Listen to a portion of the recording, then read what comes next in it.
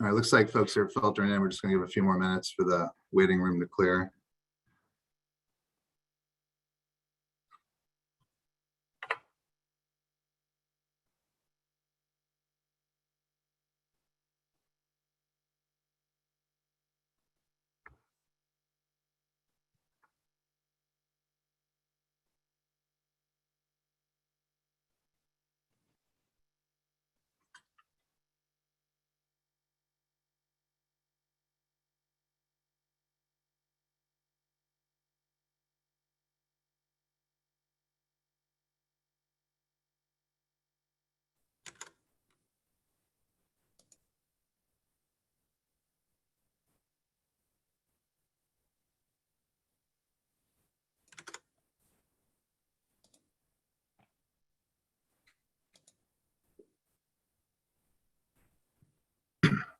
Sylvia, does it look like everyone's in, or are folks still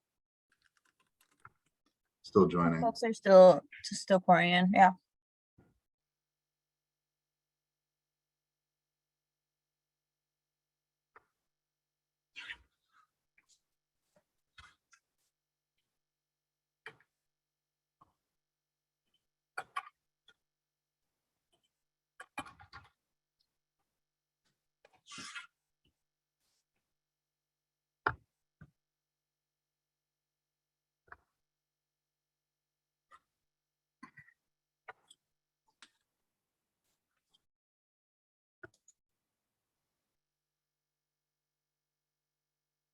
Okay, great. It looks like everybody has made it in, so I think we're gonna start the meeting. I just want to start the meeting by letting everybody know that this meeting will be recorded.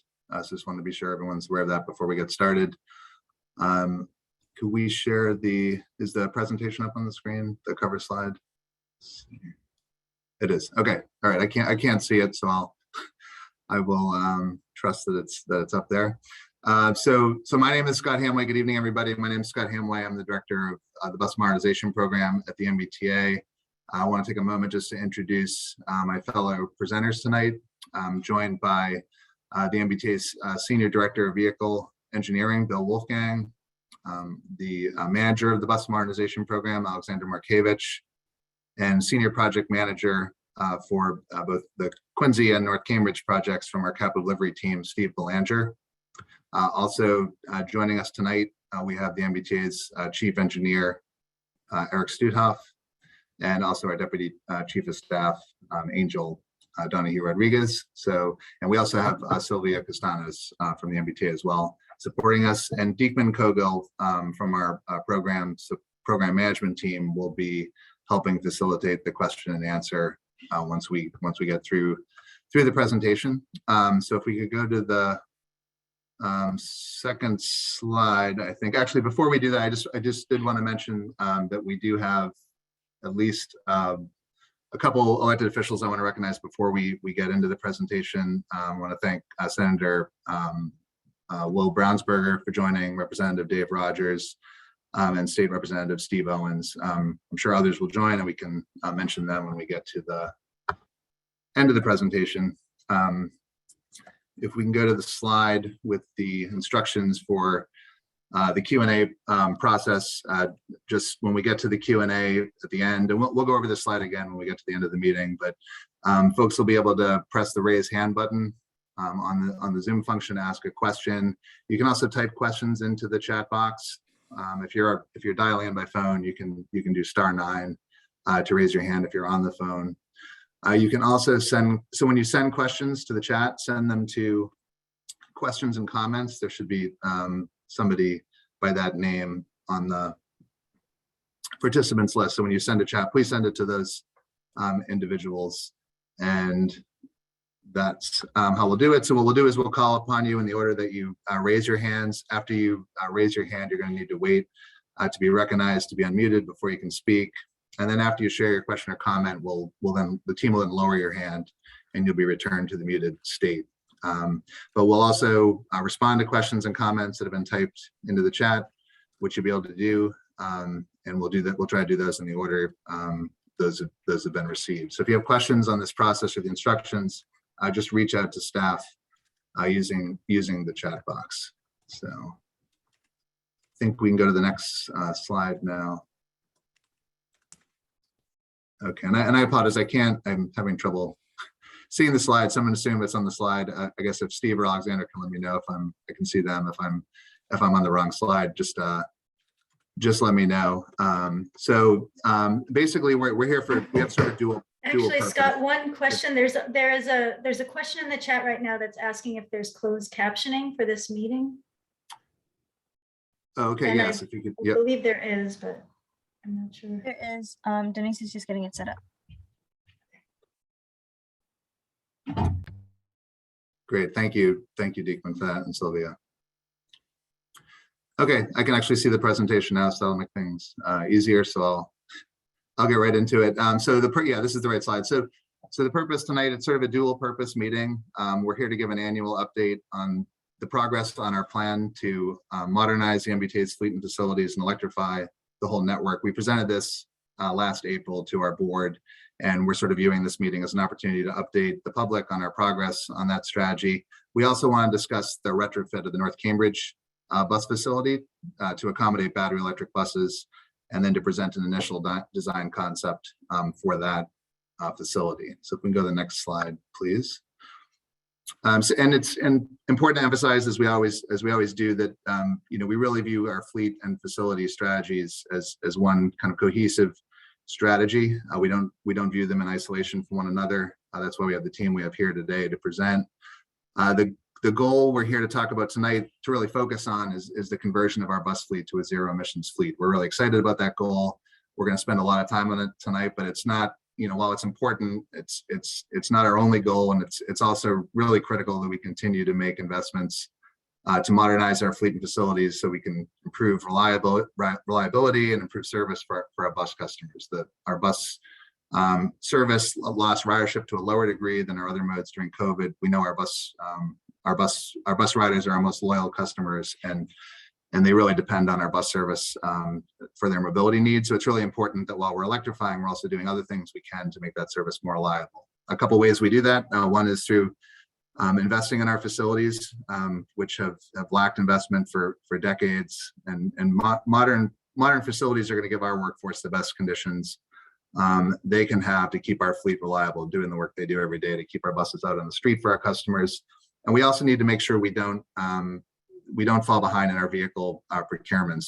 For a long time, our fleet age had crept up there. We've got our fleet age down now, and we're going to keep it there by continuing to make sure we're making regular annual investments in the fleet.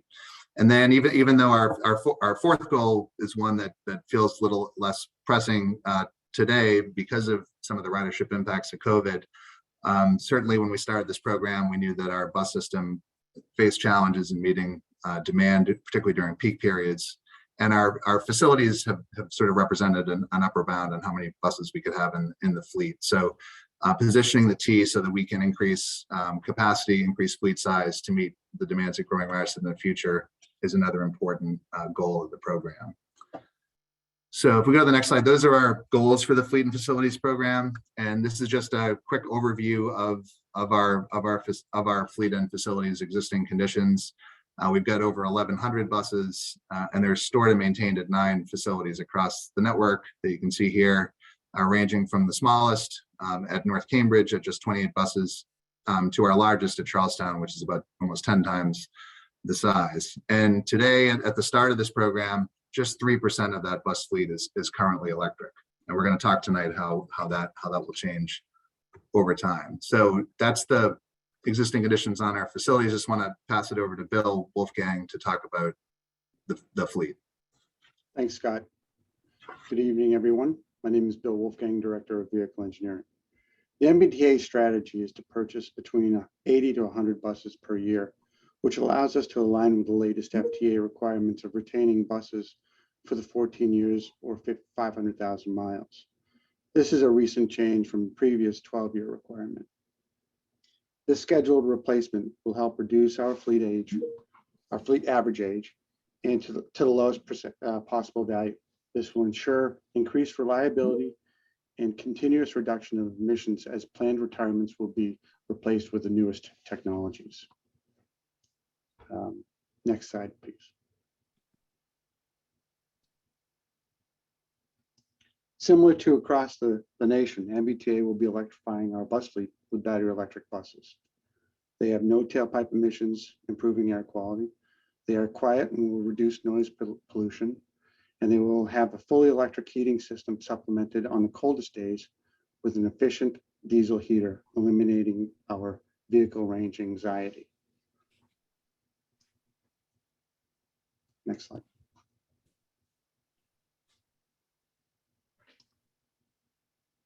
Sorry, thanks, Bill. Yeah, Bill talked about our fleet procurements and hybrid buses in recent years have been they've had a beneficial impact on our emissions profile as that's been a part of our procurement. What this chart shows, and we've shown it a couple of times at prior meetings, folks who've been at our meetings may have seen it. The dashed line on this chart sort of represents a straight line reduction in emissions for T bus service that would get us to zero emissions, kind of in line with the Commonwealth's 2050 decarbonization roadmap. If we were to continue buying only hybrids and we weren't making this transition to battery buses, because the newest hybrids are significantly cleaner than the oldest diesel buses we operate, our emissions would continue to fall, and that's what the red line on this chart represents. But hybrids aren't going to get us there by themselves, as you can see from the chart. So we've set out a strategy that will get us there. We're showing that in blue here.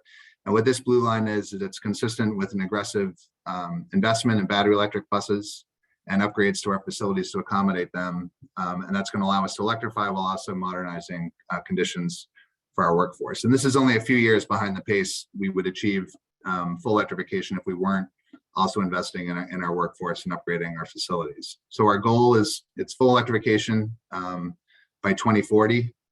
Just building off what Bill said, we're going to do it in ways through an initially a reliance on depot charging at our first facilities. That's going to help smooth this, what's really a major operational change for the MBTA. And we're going to do it through a reliance on parallel bus procurements, which Bill's going to talk about a few slides later. And that's going to allow us to meet this aggressive pace while not losing sight of our need to continue to meet the needs of our riders. So if we go to the next slide.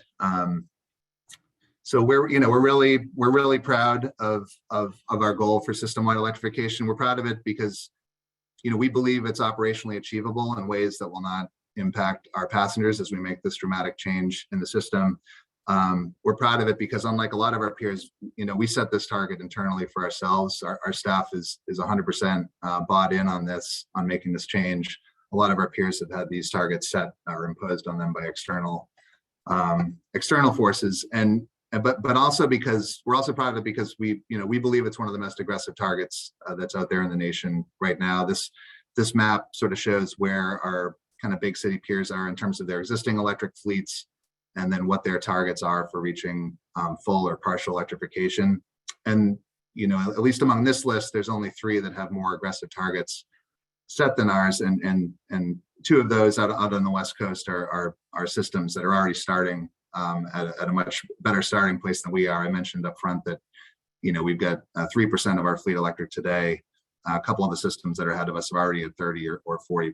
So we're really proud about the journey we're about to take. And if we go to the next slide, we can talk about some of these specific steps that we're proposing to take to get there. So starting with our 2 fully modernized electric facilities at Quincy and Arborway, which Alexandra will talk about in a few minutes. And then also a retrofit at our North Cambridge facility. And that's intended to align the fleet there with our overall fleet strategy. So how and when we modernize these facilities is driven by a number of factors. One of them is equity, which is underscored by our strategy for the Arborway garage, which Alexandra will walk us through. Also by our fleet needs. We want to make sure that we're always in position to retire our oldest fleets in time to align them with our system-wide battery electric bus strategy. And also in ways that help us increase capacity. In the long run, because of what I talked about earlier, which is we want to position the T to be able to meet growth in bus demand. But also, this will allow us to electrify more routes sooner than if we waited to get to each facility. It'll also take pressure off of our largest and most space constrained facilities, which we'll talk about in a little bit. So with that, I wanted to hand it off to Alexander Markevich just to talk through the first big investments we've made in the program over the last year. Sure, thanks, Scott. So our first major investment is in the facility at Quincy, where we're constructing a new state-of-the-art, all-indoor 120 bus battery electric bus facility. And this new facility is going to replace one of the oldest facilities in the entire MBTA. It's more than 100 years old, and it can only accommodate the oldest fully diesel buses that we have running due to the low ceiling height, which only accommodates a certain height bus, which our hybrids are taller, and BEVs will be taller as well. And it also provides insufficient working conditions for the staff who are working out of that facility. And so once we've completed this new all-indoor facility in Quincy, we'll be able to electrify all of the routes that serve Quincy, some routes that serve Dorchester, and all of the routes that serve the remaining kind of South Shore communities that are within our bus network. And we're really excited. The groundbreaking for this facility was actually yesterday, and it was a really exciting event and opportunity to see this project move forward, and we expect that it'll be complete by the end of 2024. And then the next priority for the facility, the full facility rebuilds, is Arborway, as Scott mentioned. And this is a facility that's kind of across the street from Forest Hills on the Orange Line, where we're going to build a new all-indoor facility for 200 battery electric buses. And through the design of the way we're approaching the project, we're also going to open up actually 8 acres next to Forest Hills, next to transit, for community uses, which will be determined through a process with the city and local stakeholders. But we know that have identified affordable housing as a major priority. And so this new facility will replace an existing facility that was originally constructed as a temporary facility. So it has insufficient working conditions for our staff. It's been temporary for a bit too long, and it only permits compressed natural gas buses that are set to be retired in 2028, 2029. So we know that this is a schedule-driven project that we want to complete ahead of that retirement, so that we're not prolonging the use of those buses, and we can replace them with a fully electric fleet. At the end of this project, we'll have electrified 40% of the local buses that serve Boston, including all of the routes that serve a number of neighborhoods like Mattapan, JP, and Hyde Park, as well as some routes that serve Roxbury and Dorchester, and routes that serve communities to the southwest of the city. We're going to build this as a facility that has both 40-foot buses, like regular city buses, and our 60-foot elongated buses. And that will allow us to move over a couple of routes from our Southampton facility, like the number 28, as well as potentially upgrade some of the routes that have a lot of high ridership that are already running out of Arborway. And so we've already started the design of this facility, and we are targeting construction to begin in 2024 and complete the facility by 2027. So I'll hand it back to Scott. Thanks, Alexandra. So Alexandra talked about those first 2 priorities in the program, and we'll be discussing the smaller retrofit at North Cambridge in just a moment. Together, these comprise a really big kind of 5-year push to get us started on the facility side of the program. I just want to pass it off to Bill to just briefly talk through the vehicle procurement strategy that's going to support those investments. Thanks, Scott. Our bus strategy, as displayed here, shows and allows the MBTA to pivot between 2 5-year contracts with a bus builder, undetermined at this point in time. The first one is the hybrid vehicle. It's our enhanced electric hybrid 40-foot bus procurement. Is being ready to be presented to the board of directors in March. These buses will allow us to retire our oldest buses, supporting our ongoing average fleet average life reduction. VE, my department, vehicle engineering, is also finishing up the battery electric bus technical specification for release with an anticipated release date of this spring and awarded by the end of this calendar year. This will allow the vehicle engineering department in the MBTA to use the battery electric bus contract as Scott and Alexandra bring on the new infrastructure so we can prepare for the replacement at Arborway, Quincy, and North Cambridge. All right, I think I'm already unmuted. Yeah, thanks, Bill.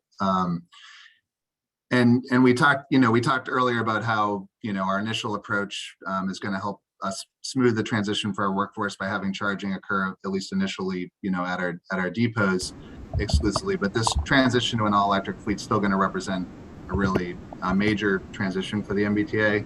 And work's already begun internally 2 years before the arrival of our first large-scale BB procurement fleet arrives, which Bill just described, to coordinate this transition, make sure that all of our impacted departments are bought in, ensure they all have the resources and the training necessary for this to be a successful transition that can be, invisible to the customers and to the passengers. So if we can go to the next slide. So we showed you at the start of the presentation that we're starting with a fleet that's only 3% electric today. In 5 years after Quincy and Arborway are completed, our fleet will be 30% electric. So you can see that just these initial steps in the program are already going to electrify, as Alexandra noted, much of the bus service in the city of Boston, about 40% of it, a lot of it in the southern part of the city, as well as all of the service in Quincy and the South Shore. And what's next after these initial priorities? If we go to the next slide, we've begun planning work on a pair of facilities on our north side that'll be the next focus of the program beyond Arborway. We have a facility up in Fellsway, which, due to its location and its site constraints, it's not really well suited as a location for a new modern electric bus facility. We're currently reviving prior planning efforts within the T from a decade ago to site a new Fellsway garage at Wellington Station in across Medford, on the other side of Medford. And this facility is really envisioned to be similar to the one Alexandra walked us through at Arborway. It's going to be a larger 200 bus facility that's going to allow us to accommodate several routes that currently operate out of our Lynn garage. We have 6 routes up there that are really East Boston, Chelsea, Revere bus routes. This is going to allow us to electrify those routes sooner, also reduce the amount of non-revenue miles they're going to have to cover to get to service in the morning at the start of the day. And this facility is also going to allow us to pull in other routes from Chelsea and Everett, which will take some pressure off of our largest facility at Charlestown, and also some Silver Line routes, which is going to allow us to electrify more routes in EJ communities faster.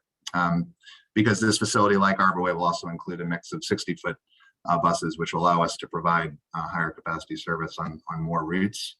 Up in Lynn, we've begun to coordinate with our partners at the City of Lynn on identifying locations for a new electric bus facility there.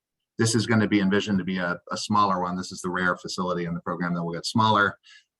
It's going to be just dedicated to Lynn and the North Shore communities surrounding that city. So if we can keep these facilities on target, we're looking at having more than 50% of our fleet electrified by the end of this decade, which we think is a great accomplishment given where we're starting at 3% today.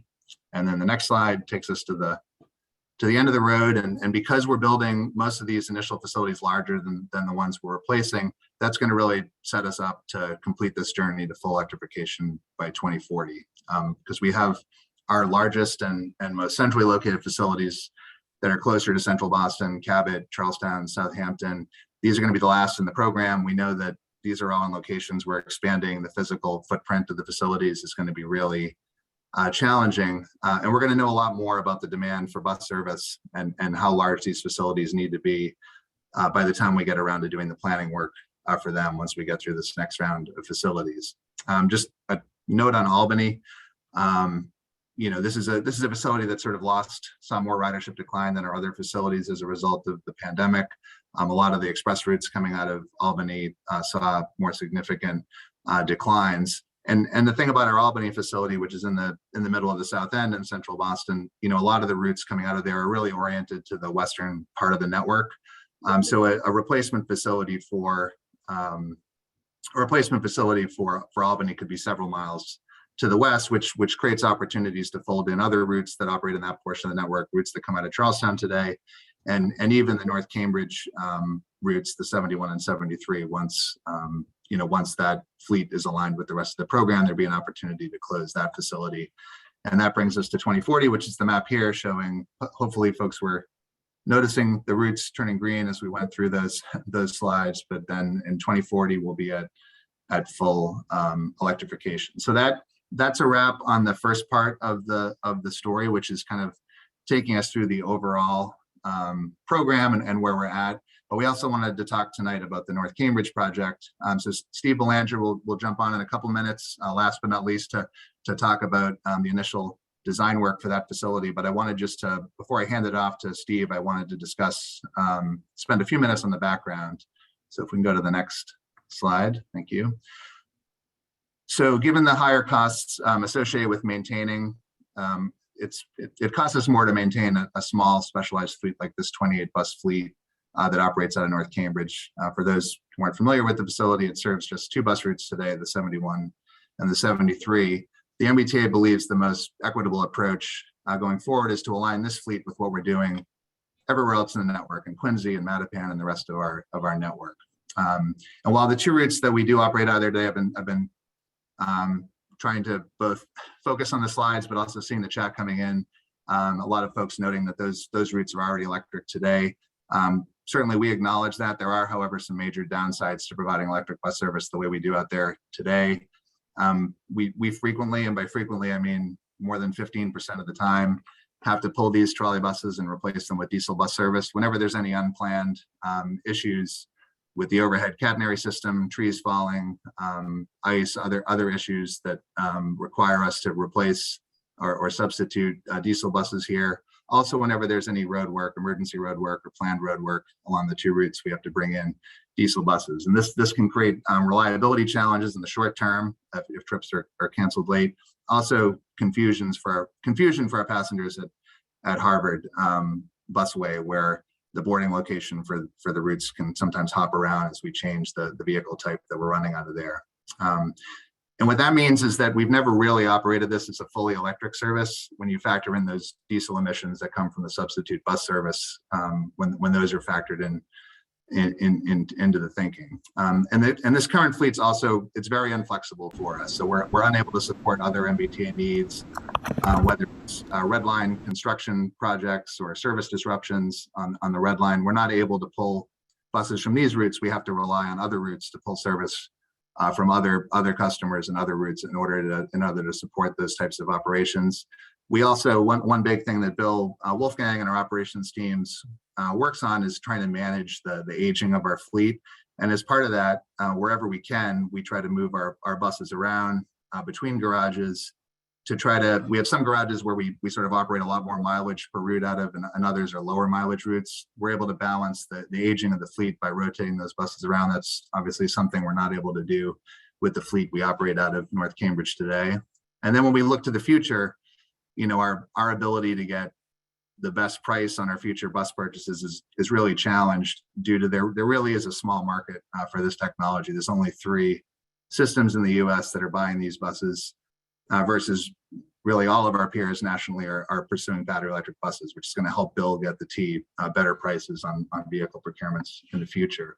So those are some of the reasons why the T thinks the responsible decision, particularly in an era when we're electrifying the rest of the bus system, is to transition these 2 routes from trolley buses to BEVs. But if we go to the next slide, you know, the reason why we're here today and talking about the need to make this change as quickly as we can are the number of upcoming roadway projects that are happening out along the 2 corridors, which are going to require us to sideline that trolley bus fleet. These are projects that are being advanced by our partners at the cities of Cambridge and Watertown. They're going to require us to either de-energize the catenary system or remove the wires altogether for a total period of 5.5 years. So these are projects that we're going to require the trolley buses to be removed anyway. And when those projects are done in 2027, you know, this fleet's already our oldest fleet in the system, and it's going to be 23 years old, you know, when these projects would be done, and we'd be looking to bring these vehicles back out onto the street. And, you know, we're already facing challenges with these vehicles in terms of finding kind of replacement parts for them. We've got long delays in the manufacturer making electrical components, other components to the vehicle, given the age of these vehicles, and that's a problem that's only going to get worse in another 5 years. So given these factors, the fact that Trolley buses are going to be essentially mothballed for 5.5 years, and the facility would be inactive for 5.5 years. We think this is clearly the opportune time for the T to make the necessary modifications to the North Cambridge facility to transition it to the same electric bus service we're going to be operating system-wide. And by expediting this investment, this is really allowing the T to position ourselves to reduce the duration of diesel bus service on the 71 and 73 by more than 3 years, because we're looking right now at 5.5 years of diesel service on these two routes. Steve's going to talk through the design and talk about how we expedite this project. We're in a position to eliminate more than 3 years of that diesel substitution service. And it's not just, I want to emphasize, it's not just eliminating diesel on these two corridors in Cambridge, Watertown, and Belmont by more than 3 years. It's also the neighborhoods in Charlestown and Somerville and Cambridge, which we're going to have to run diesel buses kind of in non-revenue service over from the Charlestown garage every day and every night in order to get them over to Harvard Square and get them in position to operate service on the 71 and 73. And our city partners at Cambridge and Watertown, the reason they support this plan, in addition to it, sort of allowing them to advance their projects in the near term, it also opens up opportunities for improved transit priority and bicycle priority on city streets like Huron Avenue and Mass Ave, and for example, in Cambridge, which has upcoming redesign efforts on those streets, in addition to just making it much simpler in the future to advance any kind of roadwork projects. So with that background on the thinking, I want to turn it over now to Steve Belanger to walk us through what the project entails and what the schedule would be for its implementation. Great, thank you, Scott. My name is Steve Belanger. As Scott mentioned, I'm a senior project manager for Capital Delivery Department at the MBTA, and I'm happy to have an opportunity to present to you this evening. This map here is an aerial view of the existing conditions of the approximate outline of the facility limits. While I understand that there is other work proposed outside of these limits throughout the system on the overhead catenary, my slides will focus mostly on the improvements to the yard. The site is located at 2375 Mass Ave, and you can see the location of the main entrance and exit, which will not be changed. You can see the Somerville community path outlined as well. And this existing facility, as you all know, accommodates the current ETB fleet and includes an overhead catenary system. Next slide, please. I'll spend a little bit of time on this project, slide, to describe this project. So this will accommodate the conversion from ETB, or electric trolley buses, from a fleet to a battery electric bus, or BEB fleet. And it will include the addition of a gantry truss system within the existing surface lot area to support the charging equipment. You can see the purple outlines of the buses that will be underneath the gantry truss system. The project will also include the removal of the overhead catenary system, or OCS, from within the facility limits, as well as throughout the system eventually, but the priority is, again, as I described, for the purposes of this presentation that I'm going to be presenting, is mostly focused on the facility. Work within the existing building will be limited to the removal of the OCS and installation of chargers within the maintenance bays. Other elements of the project include infrastructure necessary to support the charging equipment and fleet conversion, such as prefabricated switchgear containers, transformers, charger cabinets, diesel tank, dispenser, and accommodations for a portable generator or a load center for a plug-in for emergencies. The type of construction will include demolition and removal, utilities such as electrical, civil site excavation, and the erection of and installation of the gantry truss system. Next slide, please. This rendering shows a bird's eye view of the project looking from south to north with the BEBs in charging or parking position. Please note, as part of this project, the MBTA will be increasing the fleet size from 28 to 35 buses, which is a 25% increase. There are 33 positions within the gantry truss system and 2 positions within the maintenance bays for a total of 35. This perspective also shows the approximate sizes and locations of the major elements of the project relative to the surrounding areas. You can see here the gantry truss system, new BEBs, switchgear containers, transformers, and charger cabinets. Next slide. The next rendering here shows another bird's eye view of the project from a different angle and looking north to south. This rendering captures a bit more details of the gantry truss system and charging equipment. This perspective again shows the approximate sizes and locations of the major elements of this project relative to the existing surrounding areas. Here we can also see the diesel storage tank in the top left corner, slightly shaded different than the buildings. This diesel storage tank is double walled, approximately 5,000 gallons, 8 foot by 16 foot footprint, and 7 foot high. Next slide, please. The next two slides will show some photographs of the existing and then overlay of the proposed conditions. So this shows the current conditions. You can see the OCS system and wires and poles, as well as buses that are in their parking position. And if we flip quickly to the next slide, you can see where the OCS system is removed. And this shows how it would look with the proposed project superimposed, as well as some battery electric buses in the parked or charging position. As you can see, the proposed gantry truss system will take less footprint than the existing OCS system. It will be approximately 20 foot tall relative to the OCS system, which has approximately 30 foot tall poles and 20 to 25 foot high wires. Another key design element that I want to describe while we're on this slide is that we're proposing a 3-to-1 or 1-to-3 shared charging system with inverted overhead pantographs. You can see in red charging dispensers for the gantry truss system, as well as plug-in dispensers for the maintenance bay areas that will be inside the building. We'll have 12 charging cabinets capable of energizing 3 dispensers. Next slide, please. This slide here just shows Cambridge Common, a key area here of what it may look like with the catenary system removed. You can see the clear skies.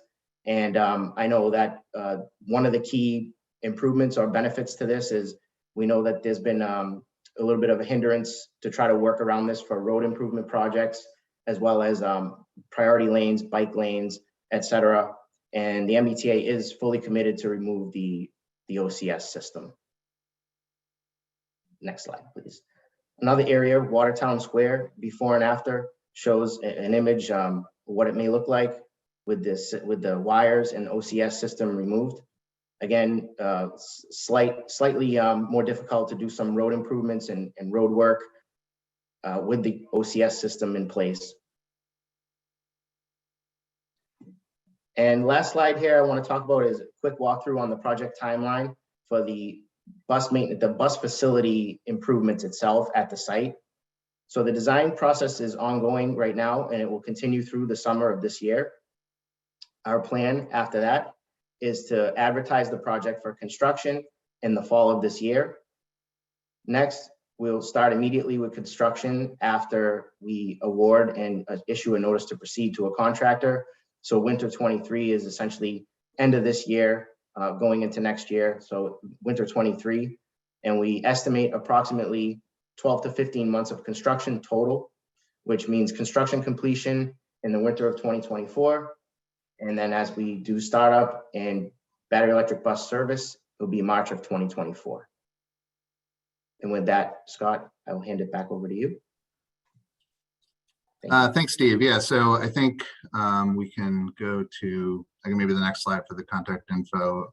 Or actually, yeah, Deekman, do you want to just walk folks through the process again for Q&A, and then you can kick it off and moderate it for us.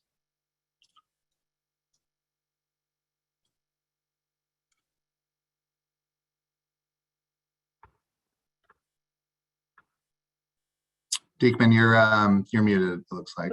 Oh, yep, there we go. Sorry. Hi, how are you? So if you'd like to send a question in the chat, just go, there's a sort of speech bubble chat button, and send the question to questions and comments. And if you'd like to raise your hand and say your comment or question verbally, raise your hand and I will hit request to unmute, you can unmute yourself and ask the question directly. I'll be going in order in which the chat is received, as well as with the raised hands. I'll call on everyone individually. So with that, and I believe if you're on the phone, you can hit *9 to raise your hand, and I'll call on you. So I think let's start with a chat question.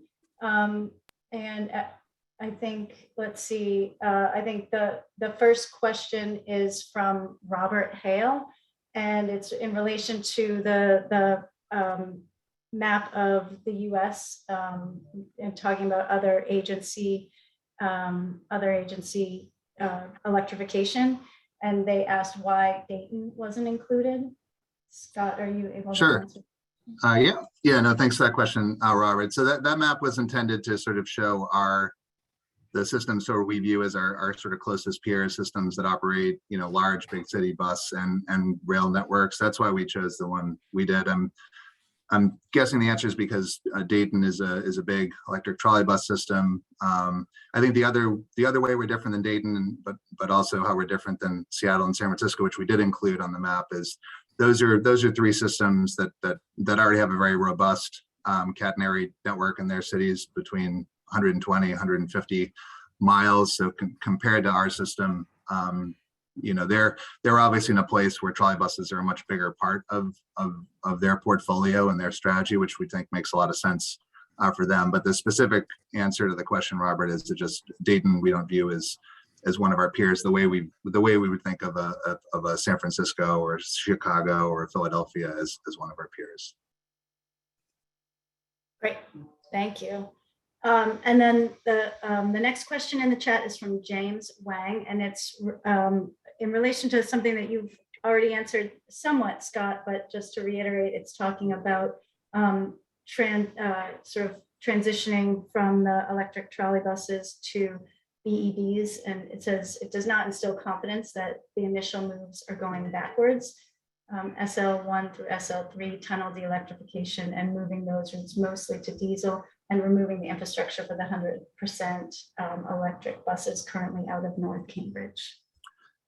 Yeah, so I guess what I'll do is maybe Bill could speak to the procurement decision that was made to replace the 32 dual mode articulators at the Silver Line, and then I could speak a little bit about what the future of that fleet looks like, and then we can check back with you, Deacon, to see if we captured the full question. Yep.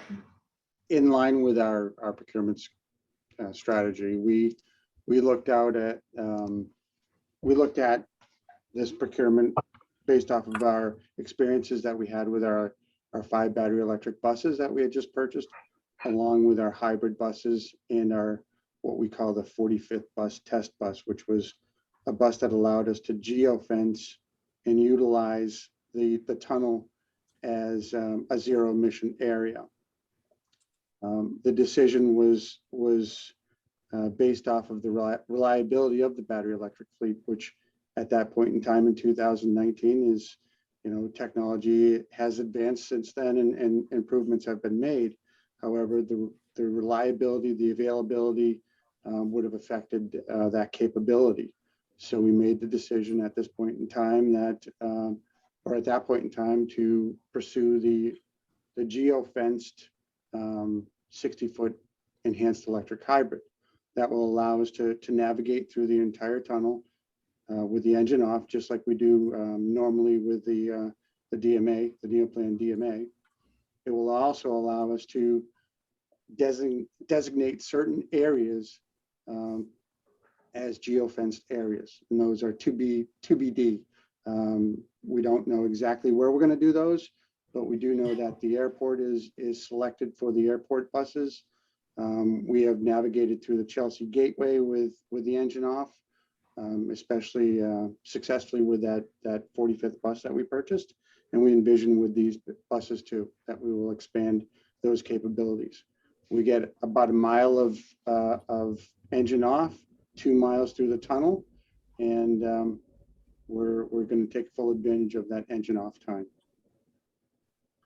Yeah, and I would just, and then just to build up of that, as we talked about sort of the next steps in the program and our north side strategy with Wellington and Lynn. So the vision for Wellington, which, you know, if we're able to keep the program rolling, we would have that facility in place before the end of the decade. That would be a 200 bus facility that, in addition to replacing Fells Way, would allow us to pull in routes like the SL1 and SL3 and run those with full battery electric buses. Those are buses that are already coming across the harbor and operating on the north side for portions of their route. So Wellington's a reasonable place to run those routes out of, in addition to building the facility big enough that we can expedite electrification of routes like the 111 in Chelsea or the 116, 117 in East Boston and Chelsea. So the expectation is that we will have electric buses on those two Silver Line routes that come across the harbor, you know, in this next round of the program. Okay, thank you, Scott and Bill.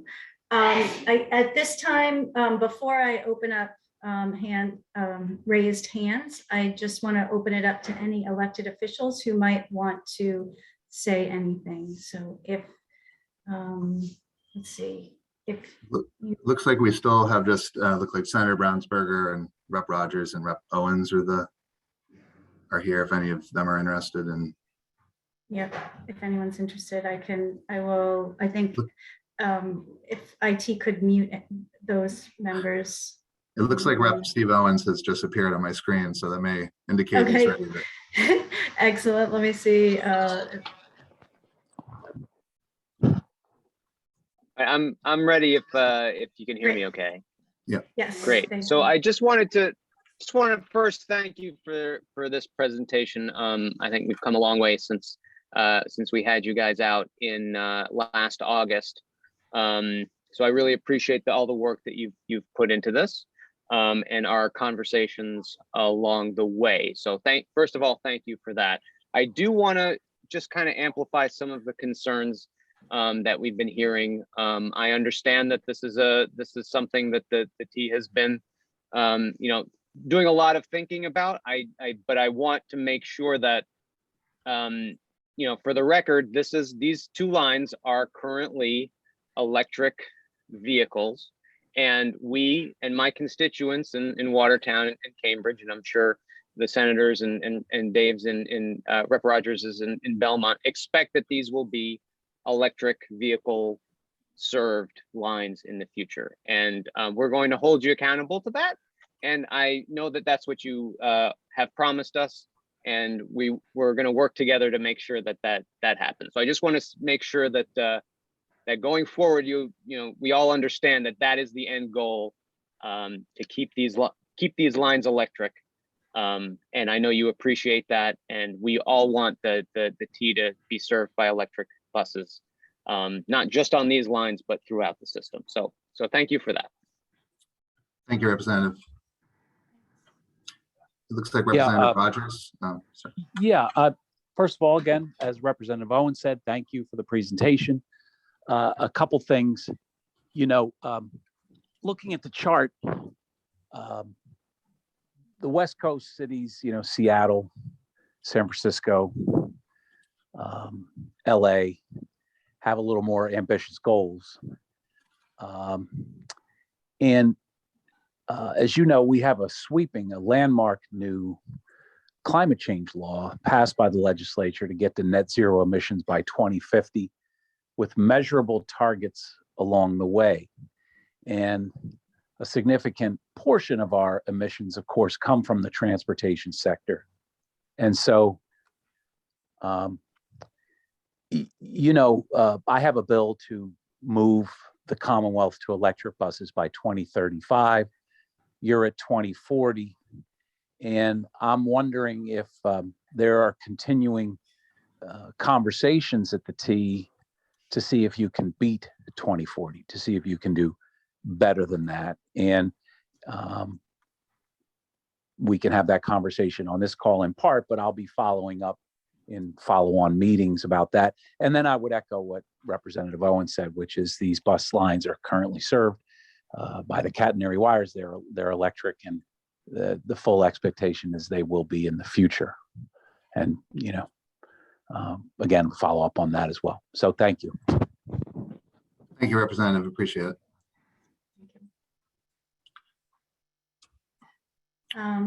Okay, anyone else? Senator Brownsberger?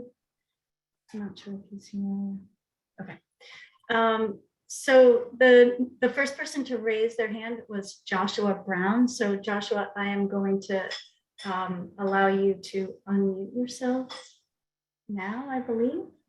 You should be able to unmute yourself and ask the question. Can you hear me? Yes. Yes, we can. Okay. So, yeah, well, first I'd like to say thank you for everything you do and thank you for having me. And yeah, I am sad to see the Trackless Charlies go because, I had a lot of memories with that route, especially when I was a little boy, especially being born in Cambridge.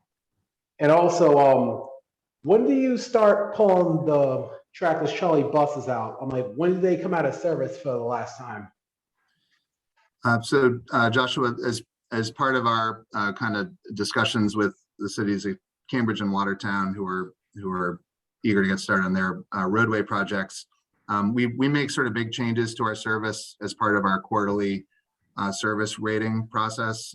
The start of the spring rating this year is March 12th. So that's the date at which we will be starting to substitute diesel buses from our Charlestown garage to replace the 71 and 73 service with trolley buses. And that's going to allow the clock to start on those 5.5 years of roadway, of 4 different roadway projects on Cambridge and Watertown streets. So the plan right now would be March 12th would be the start of the new rating with the diesel buses. So that would be the end of the trackless service on these 2 routes. Okay, and now, is there any possibility that they might be sent up to the museum or in Maine, or are they gonna like sell them for scrap? I'm going to look to maybe Bill, or who may have more experience with retiring vehicles than I do, as to what's likely to happen with this fleet. Normally what we do is we put them out to bid for scrap. Okay. They're old. They're Neoplan. Just for everybody's information, Neoplan went out of business in 2006. So these have been a very difficult bus to maintain for the authority. And like Scott was saying earlier, some of the challenges that we had with these, it's their time to be scrapped is now. Okay. And yeah, as an essential worker, I want to say thank you for getting me to point A and point B every day. Thanks. Thanks. Thank Joshua. you for riding the T, Joshua, and thanks for coming to the meeting tonight. Thank you. Okay, the next raised hand is from Jared Johnson. I will allow you to unmute yourself and ask your question. Awesome, thank you, and thanks to the team for organizing this meeting and walking through the steps there. I wanted to, I know I know you walked through the sort of the thinking around the procurement for the Silverline bus and sort of where the technology was there. Can you speak to where the technology has progressed today?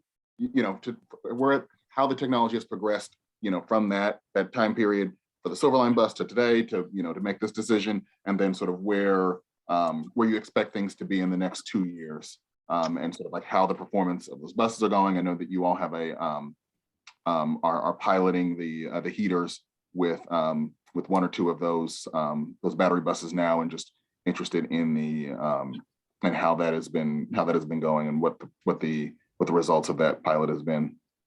Well, I can speak to that pretty quickly. We did outfit 1 bus with a diesel heater out of the 5 60-foot buses that we received a couple of years ago, and it's only been on the road for a week. So prospects are really good with it. It performed very well, and we saw some near 90-mile days out of those vehicles, and compared to some of our other vehicles that we were only seeing 50 to 60 miles as the range. So we have seen some potential. Granted, we had a couple of cold days, a couple of warm days, so we want to make sure that we're giving this its due diligence. As for the technology, we all know that the battery buses, they're quickly evolving into a reliable resource. All the manufacturers, we stay in contact with all the manufacturers, and we know that some of them are having problems with cracking structures. We know that some of them are having difficulty meeting their expectations for their range. We know that some of them have reliability issues. One of the things that we're doing is we're baking into our technical specification that deeper handshake with not only the bus manufacturer, but the battery manufacturer and the propulsion equipment manufacturer, because it's crucial to have all of those people in the same room together when we do run into some of the challenges. We had issues with the handshake between the charger and the bus. That was a major issue where we were seeing a successful rate of 50%. Now we're over our 95% approval, where we're seeing that handshake occur, regular.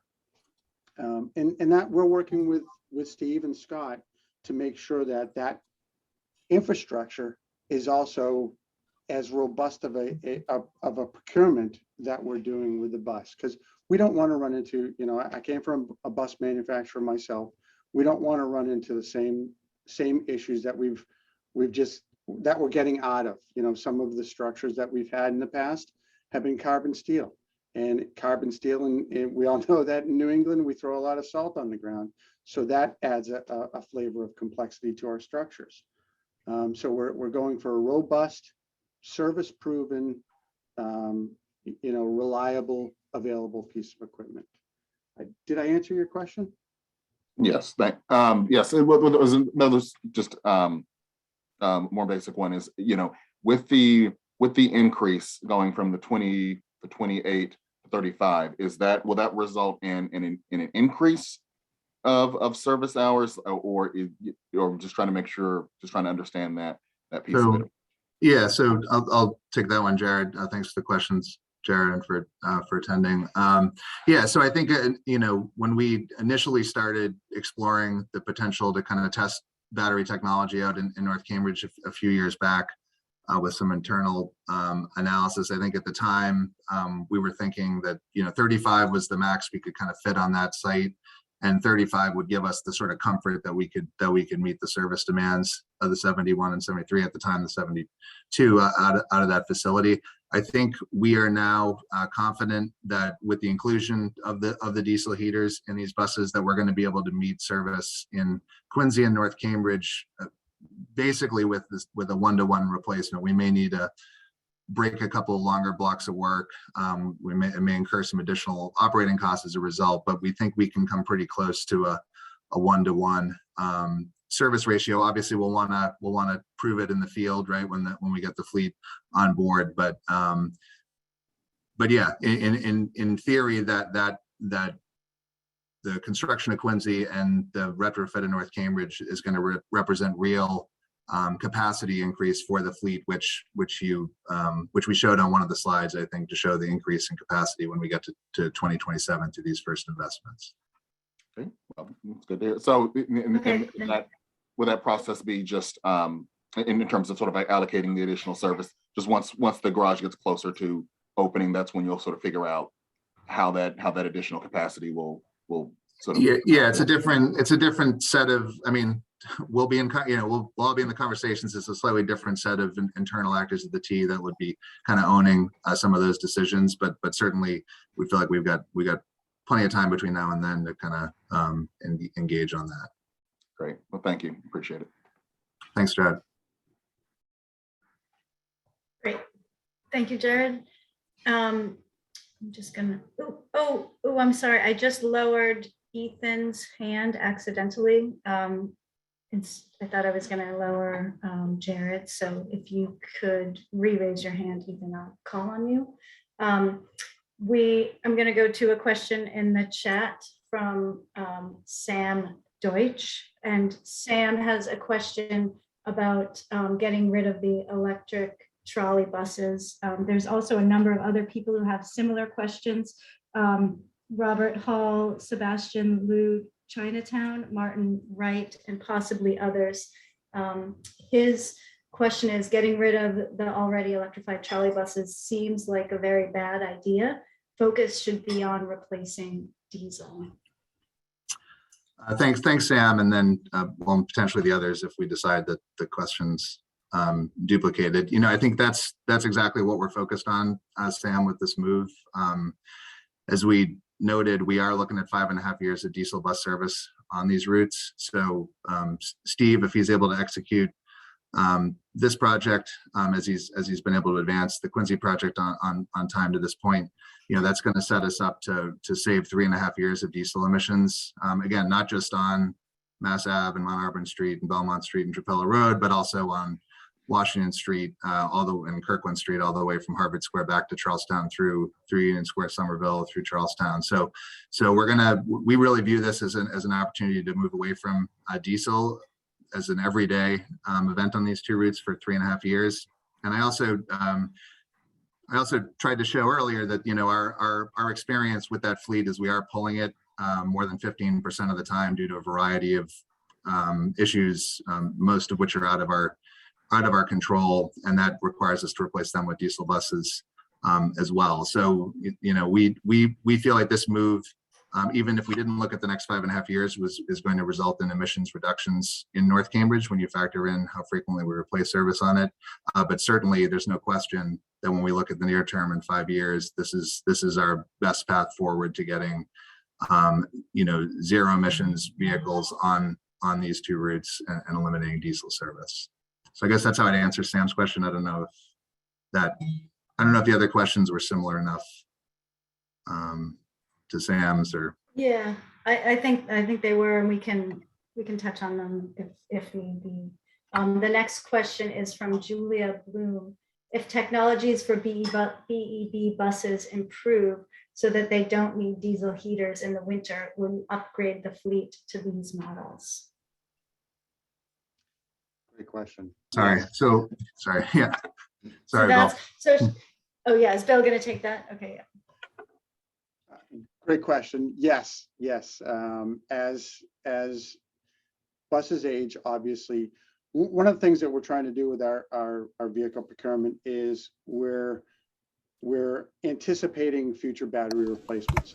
So we're building into the specification the requirements for the manufacturer to come in and replace the batteries. In doing that, we're also looking at advanced technologies. As batteries improve, we want to increase the reliability and the storage capability of the battery. So we'd be looking for doing something like that at the midlife or midpoint of the vehicle. We envision as that comes along and in other alternatives that we would be shutting the diesel heaters off. Yeah, and I just to build off of Bill's point too, I think, Rep. Rogers talked about, how can we go, faster? And I think, Bill mentioned our sort of requirement to hold on to vehicles for 14 years once we buy them. So I think one way we can avoid going slower is making sure we're making the transition to battery electric buses as quickly as we can. And the reality is, because of the experience with that 5-bus pilot fleet out of Southampton, and our need to just at the end of the day, as much as we want to electrify, to make sure we're actually able to meet the service demands of our customers, because we know our bus customers are our customers who rely on us the most. We really felt like the inclusion of these heaters is the thing that gives us operationally the confidence that we can make this transition today. And every BEV that we buy, next year, the year after, for Quincy, for Arborway, is going to be hybrid buses that we don't buy and then have to hold on to for 14 years. I think there's probably a lot of service that we run out of Quincy and North Cambridge today that we probably could run. A lot of our pieces of work are short enough that even when Bill talked about the shorter range we get on cold days without the heaters, there's a lot of service that we think we could probably run today without them. But the authority's ultimate responsibility is to our passengers, and we simply can't afford to be too aggressive making this move. But we think inclusion of the heaters is a responsible decision we can make. And since we'll be able to use electric heat for the majority of weather conditions we experience, we think it's the right move to make, and we can always disable them, remove them, going forward if it's determined that we don't need them as much, or as Bill says, as the battery technology advances. Okay, So hopefully that great. answers Thank you, Julia's Scott. question. Excellent. So now I'm going to move back to the raised hands. Ethan, Paul, I'm going to unmute you, and I'm going to ask if we can limit the questions to one, or limited follow-up questions. We have a lot of people who we want to get to. So if we can limit the follow-up questions. If you have a follow-up question, just raise your hand. So you can unmute yourself, Ethan. Excellent, thank you. Can you all hear me okay? Yeah. Awesome. So first, I just want to say thank you for the aggressive electrification goals. I was really glad to see the slide that you guys had about how we compare to other places in the country. So that was really neat to see. So thank you for that. So sort of going off of that, I will say I'd like to focus, rather than on the trolley buses themselves, I'd like to focus on the catenary wires. And why we're pushing ahead with the removal of that system. I know battery electric buses are still relatively new, they're relatively unproven technology, but I know that one of the big issues that people have with them is the charging times, and the solution that seems to be in widespread use is to have on-the-drive charging. And it seems to me, as a layperson, that having an existing network of overhead catenary wires that a battery electric bus can hop on and off of would be a good starting place to have. And certainly the bespoke nature of having these small wires out in the side of the network isn't great.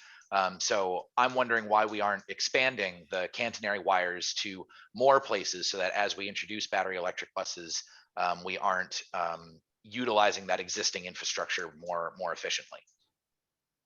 And Ethan, just to make sure I'm clear, you were referring to sort of on like in motion charging, I think is the term, right? Rather than, you're not talking about en route charging opportunities, but actual in motion charging off of the wire.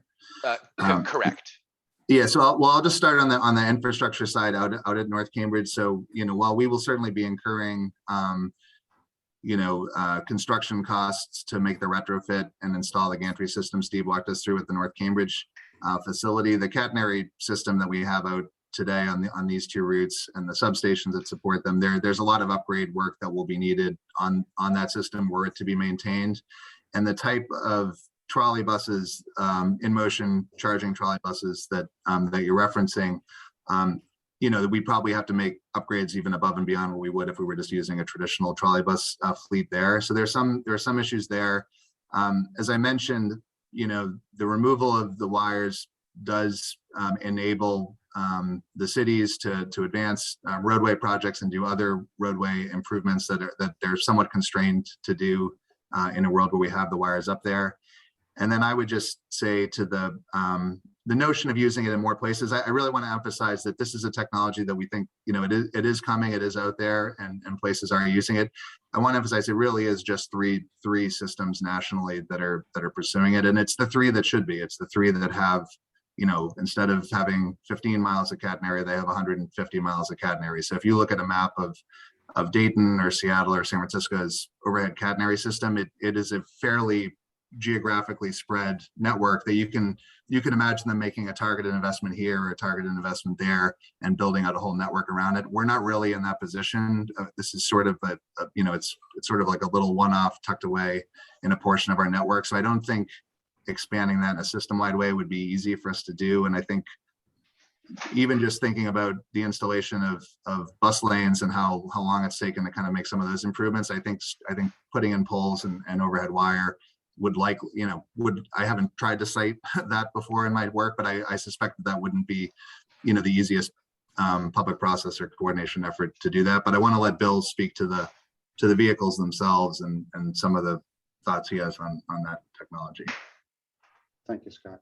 Thank you for the question.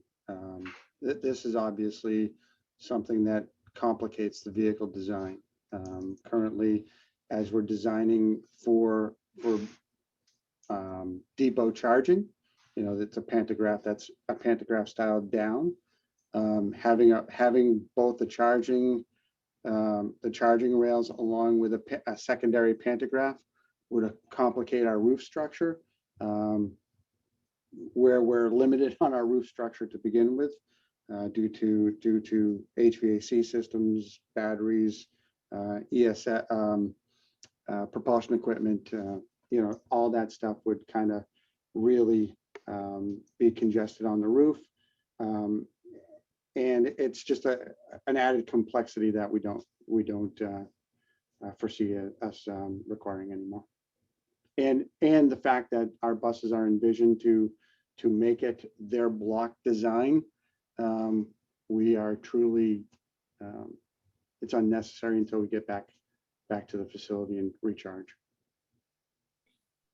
Thank you, Bill. I'm now going to go to the next raised hand question, which is going to be from Renee Daniluk Aid. I apologize if I mispronounced your name. I'm going to allow you to unmute yourself. Hi, apologies. I'm just wondering, with respect to North Cambridge, is there a timeline for shutting the power off, removing the catenary lines and bringing in new buses? Steve, do you want to, sorry, do you want to speak to the schedule for the project, and then I can talk to the wires? Yeah, sure. Yep. So thank you for the question. As far as the upgrades to the facility itself, I can speak to that project, and then maybe Scott can speak a little bit to the removal of the catenary wires and poles for the rest of the system. But right now we're in design. We're proceeding through design through the summer of this year. The plan is to, after that, put it out to bid for advertise for construction in the fall, award for construction so it can begin this winter. And then we have about 12 to 15 months of construction. And then we're planning to get buses running. So that brings us to the end of 23, beginning of 24. So around March of 24 is what we had on that slide for running the battery electric buses. And I'll hand it to Scott for the system. Thanks, Steve. Yeah, so we made a, we've been in discussions with Cambridge and Watertown around the start of their, so apologies for the heavy breathing. I just ran like 200 yards to get some water. Yeah, so we were in long discussions with the city, with our partners at the city of Cambridge and Watertown about their upcoming schedule for roadway project work, and they're supportive of this project to convert the North Cambridge fleet. One thing they really emphasized is that they don't want this to be a situation where it's 20, 30 years down the road and there's still overhead wire and poles on the street. So we made a commitment that we would remove that infrastructure. It's not part of Steve's construction project. Steve is really focused on advance because our priority now is to try to advance this as quickly as we can so that we can get electric service back out on these two routes within 2 years. We are, however, scoping out the design and the costs associated with that overhead catenary system removal, and we'll be looking to get funding for that as part of our capital planning process. So I don't know whether you might see that infrastructure come down before Steve's project is complete or a little bit after Steve's project is complete. It may want to be phased in ways where we look for opportunities to kind of coordinate with all the various construction projects that are going to be happening out there. So we don't have a specific schedule yet, I guess, is how I would answer that question on the timing. And I apologize, I missed the name of who asked the question. Oh, no problem. It's Renee. Okay, thank you, Renee. I'm gonna lower your hand and go to Amriki Thomas, and you'll have to correct the pronunciation of your name. I'm gonna allow you to unmute yourself. Hello, friends. My name is Omriki Thomas. I use she, her pronouns. I am 13 years old, and I've been interested in public transportation for all of my life. I am here today as I am very concerned about the decision to turn the North Cambridge Carhouse into a battery electric bus facility. Like the MBTA's decisions affect climate, which affects all life on Earth for the generations to come. I'm curious how this has been like considered, and therefore have the following questions. First, batteries for battery electric buses often rely on child labor for materials. I just want all the MBTA decision makers on the call to imagine their 4 to 5 year old child, grandchild, sibling, cousin, or some other child important to them working under harsh conditions in a mine all day. And I just want to ask, is that a business practice that the MBTA wants to support? Also, the production of batteries for battery electric buses is extremely harmful to the environment, hurting us youth, our children, and the generations to come. Like, is that the reality that the people on this call want your grandchildren to live, or in this case, potentially not live? Trackless trolleys are a proven, reliable, sustainable, fully electric form of transport, unlike battery electric buses that require diesel heaters, hurting the environment even more. I'm curious if the MBTA has considered rewiring and expanding the trackless trolley network, or at least using battery-assisted trolley buses that may not require diesel heating and don't have the logistical nightmare of having to stop and charge and can instead charge on the go. Have these options been considered recently? Or is the MBTA environmentally backstepping more than I had previously thought? Thank you for your time. Thank you, Amriki, for those questions. I mean, I guess, you know, I'll take an initial crack at it and say that, you know, the MBTA is we're sort of in line with what's happening across the industry in terms of how the entire national transit fleet is looking to decarbonize its fleets. I think that no way to get there is probably perfect. I think the source emissions for most of the electricity that we would use for you know, any form of electrification are not going to be 100% renewable at this point. I think that when we look at the specifics of the North Cambridge decision, you know, we're eliminating 3.5 years of diesel fumes. Again, not just on the people that benefit from these routes, but people that don't use these routes at all, who happen to live in parts of Somerville and Charlestown with the diesel bus replacement service we're running. So we believe in this decision is at least in the lifespan of this next fleet is going to be an environmental improvement compared to both that 5.5 years of diesel bus service we're looking at, as well as the fact that the trackless trolley service that we have has historically been pulled for 15% or more of the time and replaced with diesel bus service. So I don't know if anyone on the team has anything they want to add to that, but that's, you know, I think we're consistent with what's happening in the transit industry, which across the board is attempting to electrify and decarbonize their fleets as quickly as they can. But I appreciate your questions from Ricky. I just think if battery assisted trolley buses were used, they could potentially dodge some of the construction while still running electric service without having to pollute the neighborhoods of north of like Somerville while the diesel buses are coming. Also, has the MBTA considered using the Watertown yard maybe for battery assisted trolley buses so that facility could be retrofitted while North Cambridge Carhouse is still running? And yeah, so we did. Yeah, it's a good question, Enrique. We did look at that. We did look at the Watertown Carhouse as part of this overall strategy because, you know, as is the case with Quincy, where Steve's been leading the design of that new facility down there, and which Alexandra spoke to earlier. You know, it's a lot easier for our operations if we're able to build something new without having to kind of touch the existing operations while we're doing it. So there was an interest in looking at Watertown Yard to see if there was an opportunity to build something new there, so that we could keep the North Cambridge service running as it was. This was a few years back before the roadway project schedules kind of made us realize we were going to be losing the trolleys for a time period anyway. Unfortunately, that Watertown Yard facility, it doesn't because of its shape and its size, it doesn't really represent a big improvement over what we have at North Cambridge today. So we sort of put that aside as a concept for North Cambridge, and are instead focused on retrofitting the existing facility, which we think is going to allow us to align that fleet with the rest of the T-bus fleet. And the benefit that's going to have, Enrique, is that as I showed on the last slide, looking at the journey to 2040, we do think the ultimate plan is to move away from having such a small, there's sort of, these sort of fixed costs associated with any kind of maintenance facility or yard like that.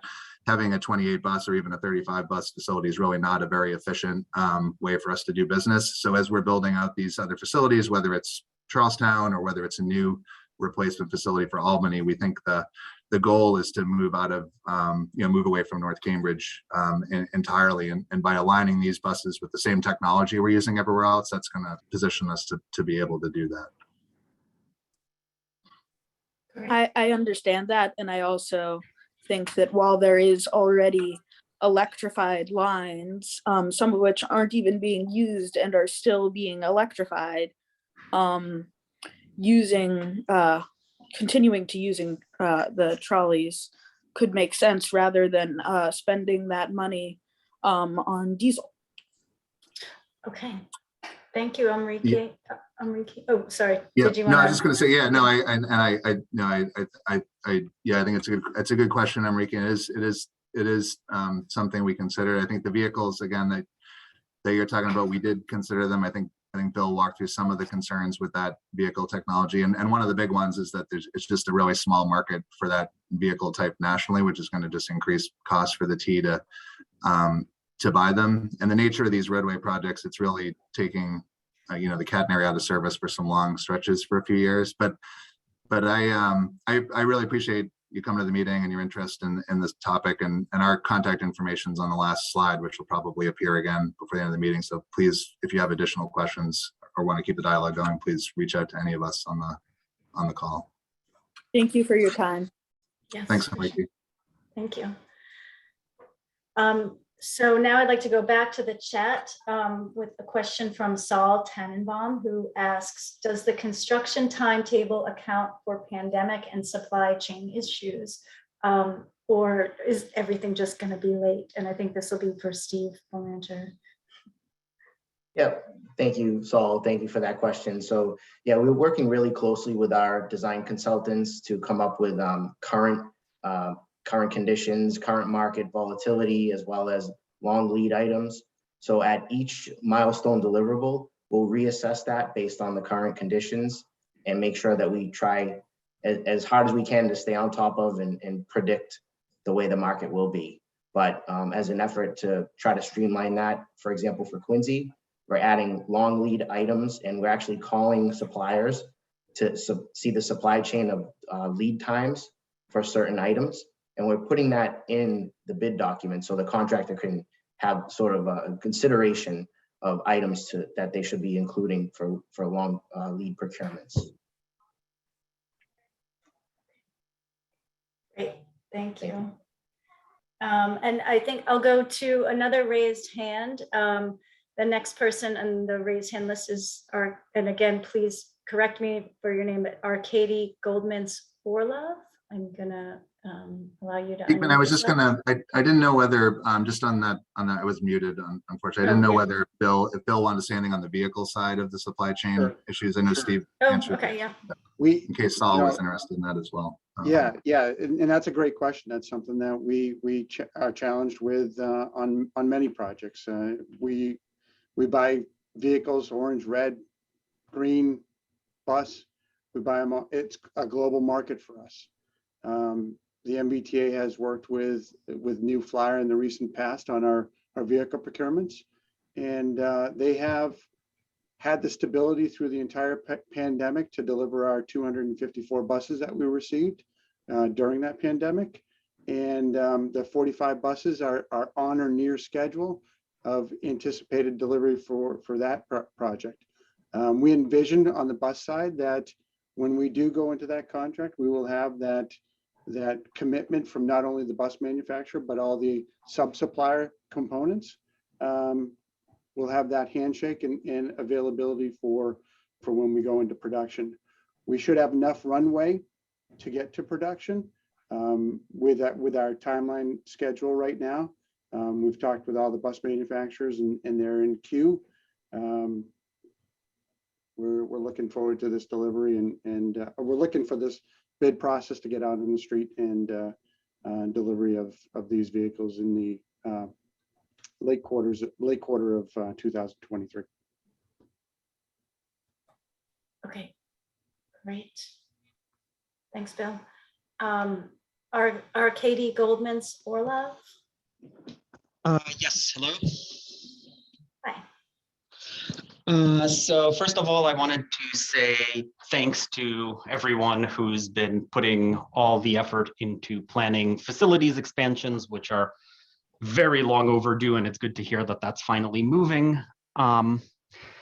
But I wanted to ask whether the people at the T were familiar with the experience of Moscow, which is a city that had a very extensive trolley bus network and opted to abandon all of it in favor of battery buses. In theory, in practice, it ended up mostly diesel buses, and the battery buses that do run ended up being ones with diesel heaters, which is a concern that many people have shared in terms of their environmental impact.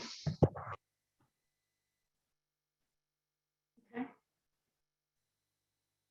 I'm not personally familiar with that experience. I don't know, Bill, if you are. I am familiar with some of the European countries, not the Russian Moscow project. However, I just want to make one thing clear, that these buses will have 100% electric heat. As a secondary supplement on the coldest of days, we will have this diesel heater and it will cycle on and off. It's not going to be running all day. It's not going to be emitting. These will be an efficient burn, a diesel heater that is envisioned to run only as needed depending on temperature. And we'll try to reduce that as much as possible based off of the range of that vehicle and the block that it's in. All right. Just a quick closing comment. I think it would have been good to get a little bit more experience with this technology before committing to the decision to remove all this infrastructure that we already have, but I'm glad that at least the T is getting that experience now. Thank you, Arkady. Thank you. We'll go next to Lillian Medeiros. Lillian, please unmute yourself and ask your question. Hi, can you all hear me? Yes. Okay, so I did just want to thank the MBTA and everyone here for joining us. I think this is a very important meeting to have. I'll start with a quick comment and then get into my question. I think it has been repeated a few times that Boston is not like Seattle and not like San Francisco, in that our trolley bus infrastructure is much smaller as it exists today, but it was not always that way. And it was the choices of planners in the mid-century who made short-sighted decisions to remove existing infrastructure that put us where we are today. Just a thought. I'll move into my question. It has been repeated a few times and I'm a little confused on it. This assertion that due to road reconstruction efforts in Watertown and Cambridge, that trolley bus service will need to be suspended for 5.5 years with diesel replacements as it currently stands, and that this plan will instead only have 2 years of diesel bus replacements before moving into battery buses. My question is, has the MBTA really considered working with the communities of Watertown and Cambridge and working with them on that road construction projects to continue trolley bus service as much as possible through that construction? That's really my question. Thanks, Lane. I'll take a first crack at it, and then others who may have been in some of those discussions could chime in. So, we we have been in discussions for the better part of the last year with our partners at Cambridge and Watertown. The scope of the Watertown project, it really takes up the entirety of the Mount Auburn Street corridor from, just west of the cemetery, really all the way down to Watertown Square, and it requires some upfront work to be done by utility companies on that corridor. So that street, it would not be a street that we would be able to kind of run service along easily. And the project, because it comes up east of the Mount Auburn Belmont Street intersection, it really prevents us from being able to get to the 73, even though the work that's taking place on Belmont Street is a shorter duration work. So I think when I told the story up front, Lillian, on the kind of rationale for this move from the T's perspective, I started with what our kind of big picture thinking is on this, which is, in a world where we weren't electrifying our whole bus fleet, then of course we would stick with we would be committed to keeping electric vehicles on this corridor, and we may make a different decision about what that technology would be. We've committed to electrifying the entire system system-wide, and it's hard for us to sort of justify doing it one way in Cambridge or Belmont, and a different way in Chelsea or Roxbury or Quincy. So we're and there are other benefits. There is significant reinvestment in the catenary system that is necessary, even if we were just going to try to continue doing what we're doing today. We really would be in a minority of the systems nationally sort of looking to procure this type of vehicle. So the vehicles would be harder for us to get competitive prices on compared to buying the BEVs that virtually every system in the country is currently pursuing. And as I said, we're really not going to be in a position to move away from what's frankly not an ideal efficiency facility at North Cambridge at only 28 to 35 buses. We can't move out of there until that fleet is flexible enough to go somewhere else. So we sort of started from that kind of position, and I think it's these roadway projects which we're going to require this change in the short term, as well as the vehicle age issues, which Bill spoke to, the manufacturer being out of business, then some of the other components just having long lead times. This feels like the logical time for us to kind of make this investment, because we can if we were to make this change at any other time, we'd be the ones kind of requiring diesel bus replacement on these corridors, and that would be a tough thing for the T to do. This is a time where we don't, we're not the proponent of the project that's requiring that, but we're going to take advantage of it, and we're going to have Steve work as hard as he can to get electric bus service out there as quickly as possible to reduce that 5.5-year diesel period. Thanks, Scott. Thank you, Jillian, for the question. Thanks, Lillian. Appreciate it, Lillian. Lillian, sorry.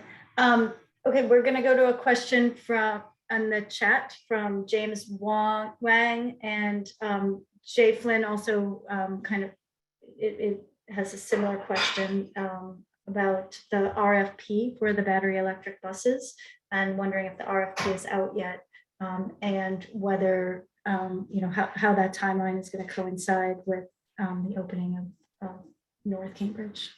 Yep, we're right now we're still confident that we're going to be releasing this here in the late February, March timeframe, and we're confident talking with the industry that we're on target to deliver these first 35 buses in time for operator training to start October timeframe 23, November timeframe, and everything in place by Steve's March of 24 deadline.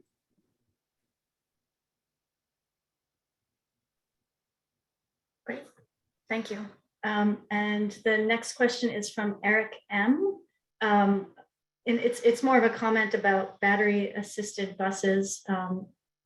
He's saying that battery assisted buses would fix a lot of the T employees' complaints. They don't like the lack of not being able to go from one route to the other, among other things, which battery assisted buses would allow for. I don't know if there needs to be a response, but thank you, Eric M, for the comment.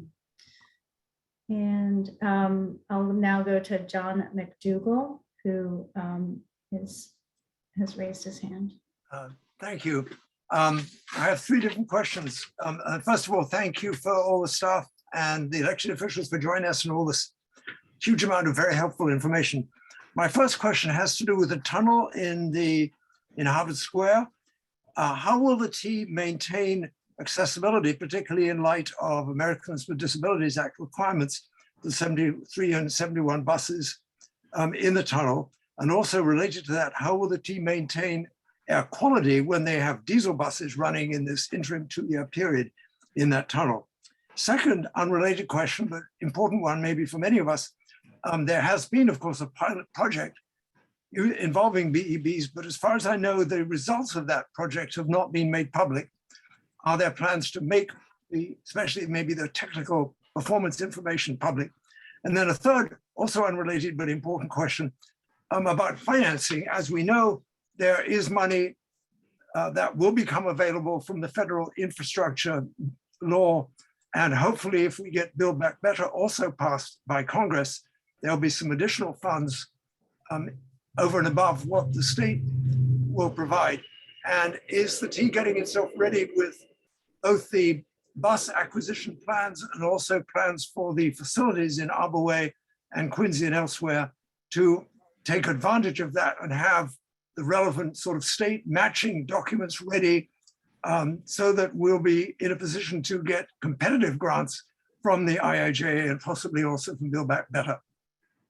Those are my So John, I'll start on the accessibility question and then kick it over to Bill to talk about how that ties in with the fleet procurement work he's doing, and then maybe he can speak again to the BEB pilot out at Southampton, and then I'm going to turn to Alexandra if she's available, just to kind of speak to our approach to the federal funding. So just the answer in terms of the near term, in terms of what's going to happen for accessible boarding, John, in the Harvard busway, is we're going to be running the 71 and 73 upstairs in the upper busway. We'll both be doing drop off and pick up upstairs at the Harvard busway. So that's the plan right now. There are some alternatives we're exploring that would allow us to accessibly board passengers with right side door buses in the lower busway, as just as part of this interim period as Steve's advancing the North Cambridge project and Bill's advancing the BEB procurement. But the goal is to return the left side door boarding, and I'll let Bill speak to how that fits into the procurement process.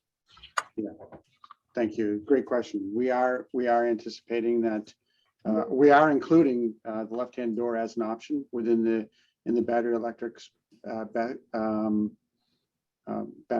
bus spec. So that should be handled without any issues.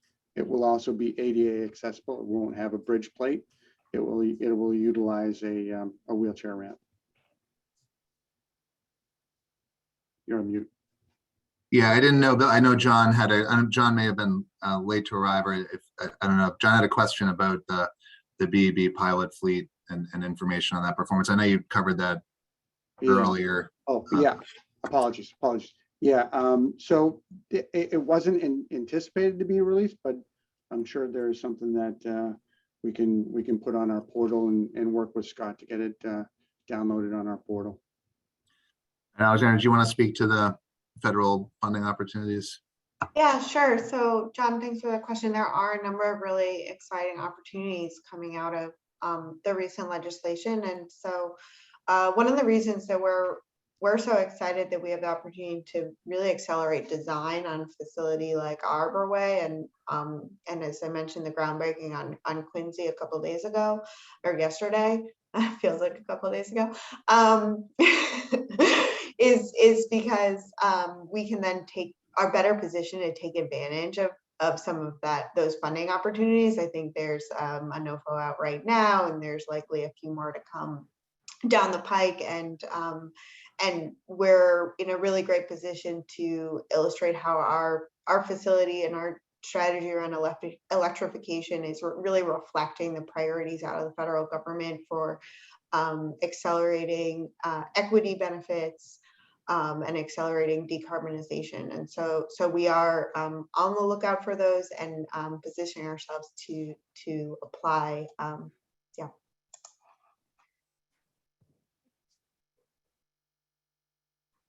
Thank you, Alexandra. So we have a question in the chat from Martin Wright, and his question is to replace 28 trolley buses with 35 BEBs. Is this inefficient, and what does this demonstrate? So I don't know. Yeah, Scott, I think do you want to- I think we touched on that when Jared asked a similar question earlier. I think initially the thinking was let's max out the capacity of this site, and that's 35 buses. That would give us some, flexibility in a larger fleet, depending on the technology. That was a decision that was made, before we were as confident in the technology as we are now. So now we feel like we can meet service with the same 28 bus fleet we have today. So this is just another one of our opportunities to increase capacity at our facilities and increase the fleet size. And even if, like we said to Jared's question earlier, it's premature to make decisions on how those 7 buses would be deployed. But because we've got Quincy coming a year later, we're going to have, at a minimum, it gives us an opportunity to start to have buses for that facility kind of on property earlier. There's a lot of reasons why having a bigger capacity is going to help us. It'll help us potentially add service. It'll help us electrify other routes sooner. And it also helps us kind of move the fleet around, and because these first couple facilities, we don't really have places to put a bunch of, when Bill gets a bunch of BEBs delivered, there's not really anywhere we can kind of put them until these facilities are open. So getting more breathing room is helpful. And speaking of North Cambridge, I just want to, Diekman, I'll have you go back to the track you're on, but I feel like I've seen questions come in about the facility itself that might look like they might have been more from like abutters, and I do want to make sure we're giving neighbors that facility an opportunity to kind of weigh in. Not that this is the last time they'll see us, but maybe after the next, whoever we have queued up, maybe we could start to look for some of those questions. Okay, that makes sense. And this question, which was going to be my next question, it's by anonymous, and it has a number of parts to it that we've already addressed, but there's one statement that says that this decision was made without consultation of the community or consideration of other alternatives. It's a betrayal to riders, the transit community, and the environment. I'm sure me and this entire meeting would like a more in-depth research process and deep community involvement and feedback before a decision is made of this magnitude is made. So that's a comment.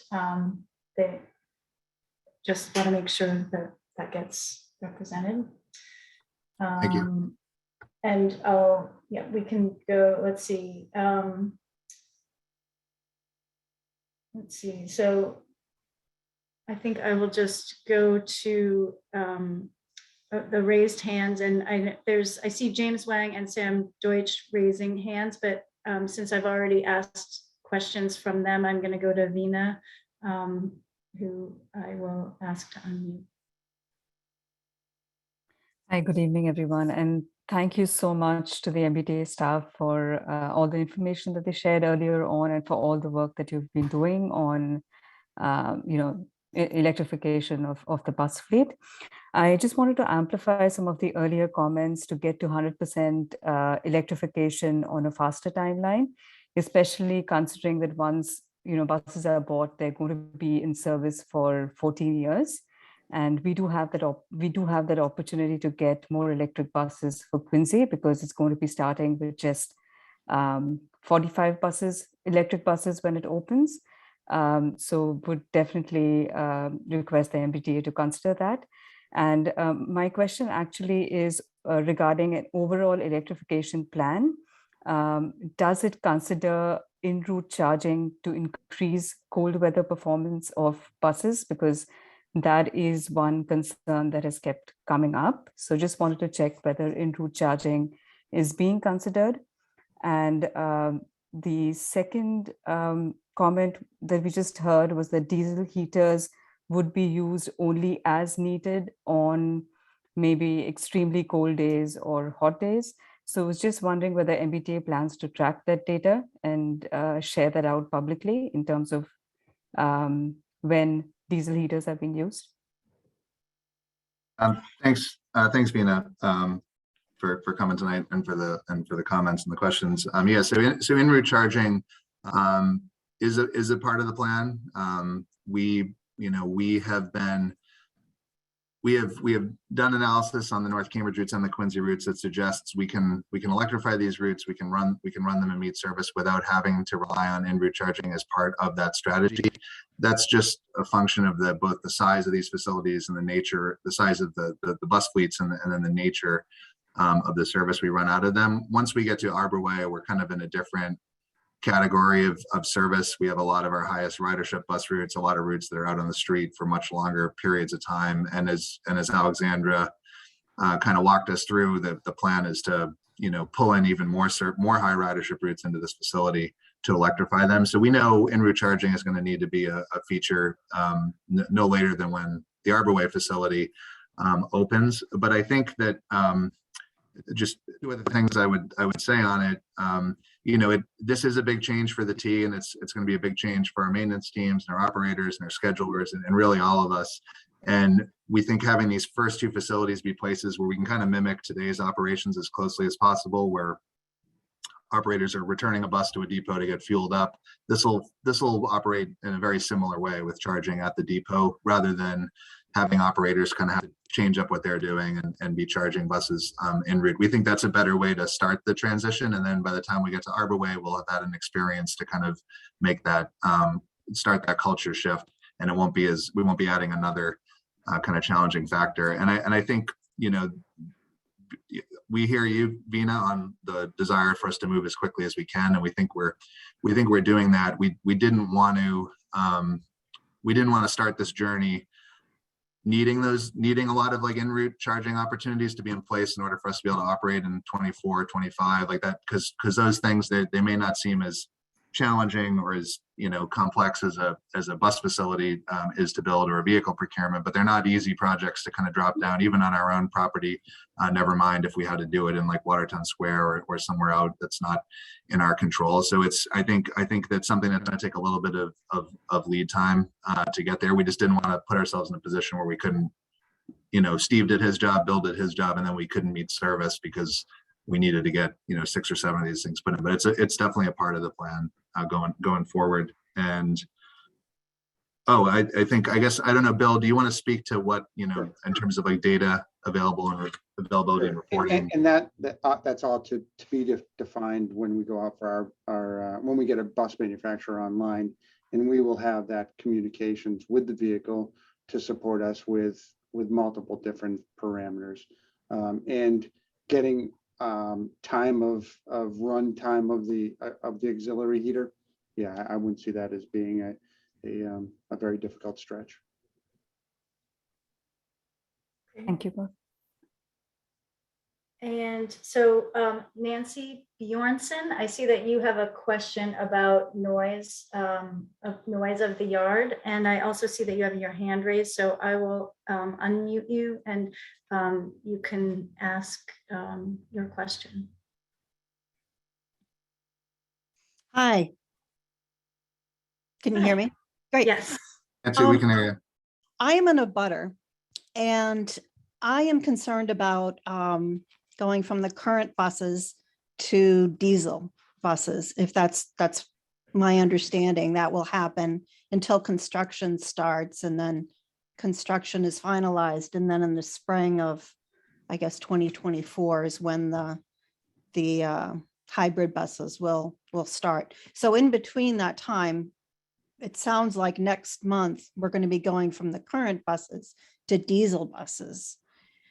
Now, I'm in a butter, and I know the noise that diesel buses can make. And I've lived here for many years, and there were times when I've had noise problems and I've had to contact various people, 2 in the morning, 4 in the morning. Sometimes it's because the cleaners turned on the buses, or cold days and they're revving, or leaving the buses idling for a long period of time. I'm concerned with diesel now. Not only am I going to have an increase in noise, but the fumes and the air quality. Who will I be calling at 2 in the morning when there's a noise issue, or just the noise difference going from the current buses two diesel buses in the yard. A lot of times it's not understood how the noise can change from being standing next to a bus and then being higher than the bus. Depends on where the fans are on the top of the bus. You know, it can increase the noise with the diesel. So I'd just like to have someone address that topic and also give me someone to be able to communicate with as we're making this transition. Nancy, thank you for that question. I can start off with answering that one. So the buses that will be replacing the ETBs, the diesel hybrids, those will not be coming out of or operating out of the Cambridge yard that you're abutting. Those will be coming out of a different yard. So essentially, the Cambridge yard will be closed during that period. Oh, and right. So that should alleviate a lot of the concerns that you just mentioned. And as far as communication, we're happy to share it. We have our contact information at the end of the slide deck, which will be shared. And there's also a public web page that you could reach out to with key contacts on the MBTA website. I have communicated with the website on numerous occasions, and then I was given direct lines to Kay Balerna at one point and Marvin Jones, because it would take so long for me to, because I can see the whole yard and I'm right there. And a lot of times, apparently there weren't cameras. They didn't know what the buses were doing and which ones were running. So I'd tell them what bus number was running and, you know, that sort of thing. So it's, it can get frustrating, but this sounds like a big transition. So you're telling me that there won't be diesel buses in the yard during this transition time, like starting next month? That's correct. The yard is only equipped for ETBs. So I think even nowadays, when we have to replace the service, those diesel hybrids don't come from the Cambridge yard. So. Yeah, the one thing I would say, Nancy, is I think, you know, in the past when we've had to run substitution service, it may be that some of the buses that are running on the 71, 73 may have, you know, it's possible that there may have been diesel buses that might lay over there from time to time, buses that are based out of Charlestown. Would that have been likely to happen over the next 5.5 years? Probably, if we were just replacing with diesel, but Steve's going to have the plans to have the BEBs on site, the battery buses on site within 2 years, and then Steve's going to eat up most of the 2-year period with the construction would start at some point, within the next year. So there wouldn't really even be an opportunity for anyone to be out on the yard other than Steve's team. So where will your buses be? You'll be sending them from a different yard? They'll come out of Charlestown garage, and they'll typically lay over at Waterhouse Street in Harvard Square on the Common, or out at the ends of the line, out in Waverly Square or Watertown Square is usually where the buses will lay over. Okay, thank you so much for clarifying that. One just final question. I liked Steve's diagram with how the buses were going to be charging. I was wondering if there's anything like that currently running, and if it's something that I can go see and hear and just get a sense of what it's going to look like and sound like. You might have to go to Seattle, Nancy, or some other location at this point. Steve's got another project that's going to have similar infrastructure, but the Quincy garage, it's a much bigger modernization efforts. That project won't be completed before this one is. Bill, who's our nearest neighbor with? I like Seattle. Yeah, Seattle would be good. We can put you in touch with the gentleman that runs their bus electrification effort. He might be able to give you a tour of their site. That would be great. Thank you. Great. And sticking with on the abutter thread of questions, we have a question from Julia Bloom, who asks, what measures will the T take to avoid the potential of fire and or explosion at the diesel tank? I might be able to start off with, but it sounds like this question is really geared towards the diesel tank itself on the bus. So I'm not sure if maybe this is better suited for, instead of the site, but specific to the vehicle. I'm not sure if Bill has that. Did we ask Julia for clarification? Was it the diesel storage tank or the smaller onboard diesel units for the complementary heat? If Julia's, Yeah. or maybe she only Julia, submitted.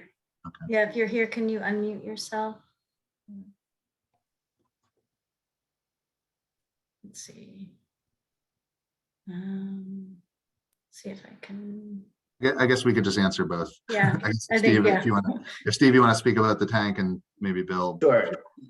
Yeah, so we have our design consultants will have fire protection engineer on board. So we'll design accordingly for the buses, and specifically even we have a monitoring system that the bus will also talk to or connect to once it's parked and charging.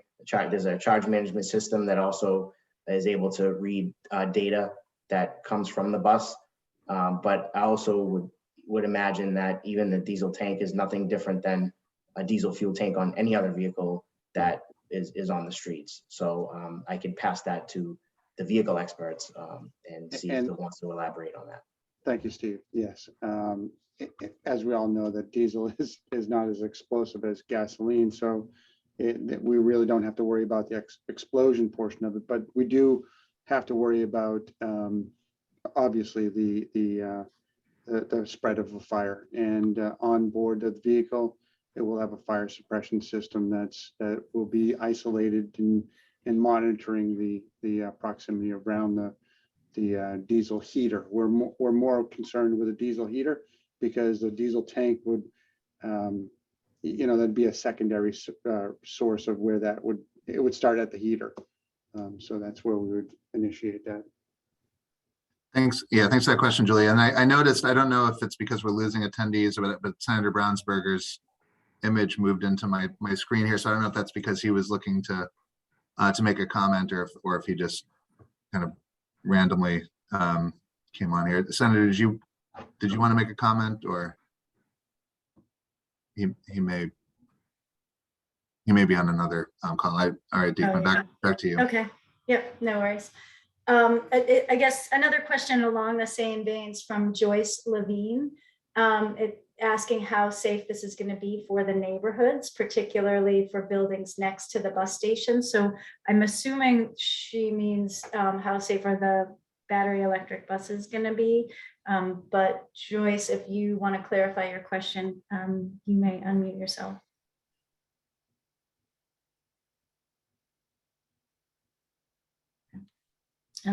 Bill, do you want to talk about? Sure. There'll be a charge management system on the vehicle that will be monitoring temperature of the battery packs, along with all different parameters within the battery. And it will have the ability to lock out the batteries, shut power off to them, and disconnect the vehicle. Thank you.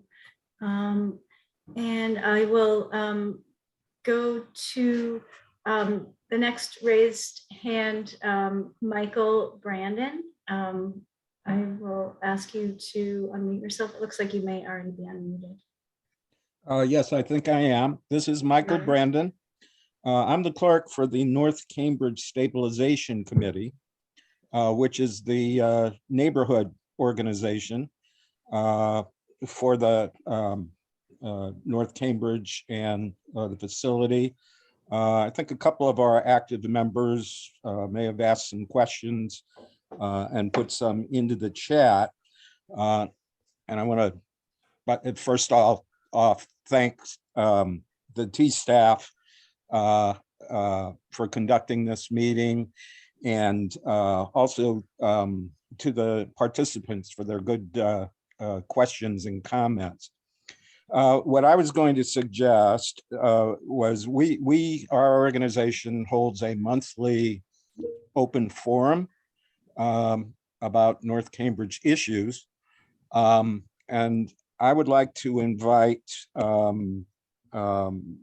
the T representatives, Mr. Ballinger, especially, I think, to attend. This would be a remote meeting, a Zoom meeting similar to this, but to share the drawings and the photo simulations, and take questions from North Cantabrigians, who I know will have a lot of similar questions, concerns about the removal of the trolley buses, but also about the designs of the new facility or the revamped facility in terms of impacts that it may have on the neighbors.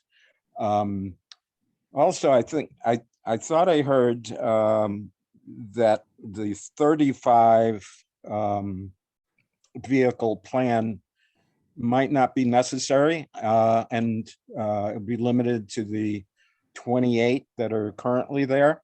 I would just suggest that if that's possible, I think that would be a good idea, because I'm fairly certain that 35 conflicts with agreements that were made with the city of Cambridge when part of the larger parcel was sold to the city. The entire facility is now surrounded by residential abutters. So there are a lot of issues, including possibly some existing operational issues. I thought I saw something in the chat about dumpster noise. Other questions are going to be asked currently. Mechanics and trolley bus drivers park their private vehicles at the facility. So that's something that we would want to discuss. Possible impacts on the your drawings called it the Somerville Community Path. In Cambridge, we call it the linear park, but it immediately abuts the site. And I think there may be questions about lighting impacts on that and on the trees that are there that line one side of this linear park, which has died off, and it's not clear if that might be a result of operations at the current facility. So yeah, I'll wind up. I'm sorry to go on. Yeah, I want to give Scott a chance to respond to all your questions. So. Oh, well, what I was really going to suggest is I will get in touch and suggest, try to work at a time where we can have a more focused group specifically on the North Cambridge facility, the existing issues, and the plans. So thank you very much. Sorry to belabor it. Okay. Yeah, no, thanks, Michael. And again, just want to make sure you have our contact information. You could reach out to really any of us, and we can, we can talk to you about, how we can communicate and any opportunities to kind of participate in that event you're holding. And I think, one of the, one of the reasons I didn't mention this when Nancy asked her question, but one of the things this project will allow us to do is move on from the North Cambridge facility in the future as we build out the rest of the program. So I think that's, I think we're very well aware of that, those residential adjacencies and the constrained nature of the site. So I think this project's really about in the near term eliminating those 3+ years of diesel emissions in the communities, and then in the long term it positions us to to potentially move on to a new modern facility elsewhere. But yeah, just reach out to us, Michael. We'll connect. Yeah, I will do that as soon as the video recording of this is posted. I will share it with our members so they have the benefit of what's already been discussed. I'd also say that we would also want to try to negotiate or work out a construction mitigation plan involving the concerns of the neighbors, and also regarding the assurances about the catenary coming down in a timely fashion. I would hope that a binding agreement could be formed with the Cambridge city manager to set timelines that won't slip or less likely to slip. So that's it from me. Thanks again very much for your help. Thanks, Michael, for coming out tonight. Thanks, Michael. We have a couple more abutter comments or questions. One is from Tess Zakreski, and it's a similar question about safety, but this one is the safety of the charging stations relative to any adverse health effects for neighbors. And then Robert Kearns asked a question about the number of vehicles on the site for North Cambridge, and whether we. I just lost the question somehow. So sorry. We'll stop there to let you respond, and I'll find the question. Sure, Deacon Scott, I can start with the question about the health effects. So we've actually worked with multiple consultants, including our consultants for the Quincy bus maintenance facility. And because questions came up related to the same, and our consultants are not aware of or advising on any adverse health or safety conditions, especially for North Cambridge. These are standard and common pieces of equipment, the medium and low voltage pieces of equipment, and they're typical construction elements that will be used and items that will be installed, infrastructure improvements, very similar to typical infrastructure projects across the city and state. So that's the simple short answer. Hopefully that answers the question. Yeah, thank you.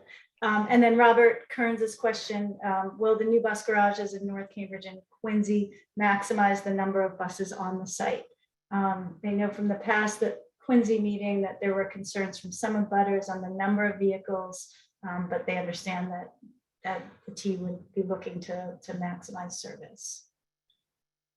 Yeah, so I can speak maybe initially to it, and then Bill, if you want to weigh in. But I think, yeah, so the North Cambridge facility, it represents an increase in capacity from 28 to 35. The Quincy facility, right now we have 86 buses.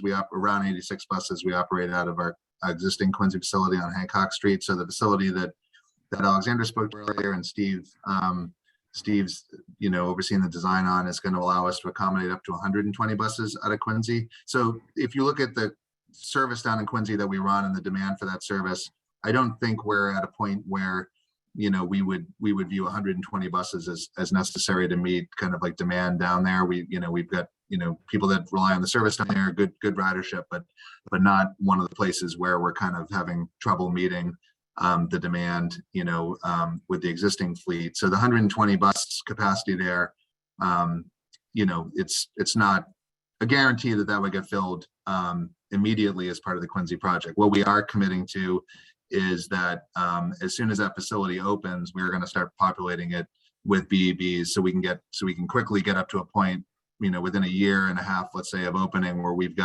basically got 86, however many buses we need at Quincy to replicate the service we provide today as battery electric buses. Now, when you go a couple of years down the road after Quincy, Alexandra talked about the Arborway project and its 200 bus capacity. So, what Quincy will represent at that point is an opportunity for Bill to start taking delivery of that fleet for Arborway, in advance of the facility opening. So, I think we've heard some people say, why can't you open Quincy on day one with a full electric service? And it's because we don't have anywhere to put those buses. So Bill doesn't want to get 40 buses and have them sitting around waiting for the ribbon to be cut. We're going to try to time it so that we can get those buses ready to roll, and start to bring them onto service after that opens. But with Arborway coming, Quincy gives us a real opportunity to get 30, 40 battery electric buses on property, out in service, so that when Arborway opens, we've already got a down payment on the fleet that we can move over on day one, in addition to the procurement that Bill's going to try to line up to also populate that garage. Does that sound right, Bill? That's right on. And this allows us that early training of the operators over at Arborway, so we can take those 35, 40 buses from that Quincy deployment, move them over. And if we don't move them over, we'll be able to at least charge them over at Quincy, but we can get the operators trained. So that's our plan, to get that facility outfitted with as many buses as possible. Okay, that's great. Thank you. We have one other question about some questions about accessibility. One is, I know there's a long list of questions, mostly repetitive. Could you ask a question about what riders with disability will do during the diversion, and what will the T do about air quality in the tunnel? And the follow-up question is, will the boarding and general operations of the Harvard Station tunnel change starting in March?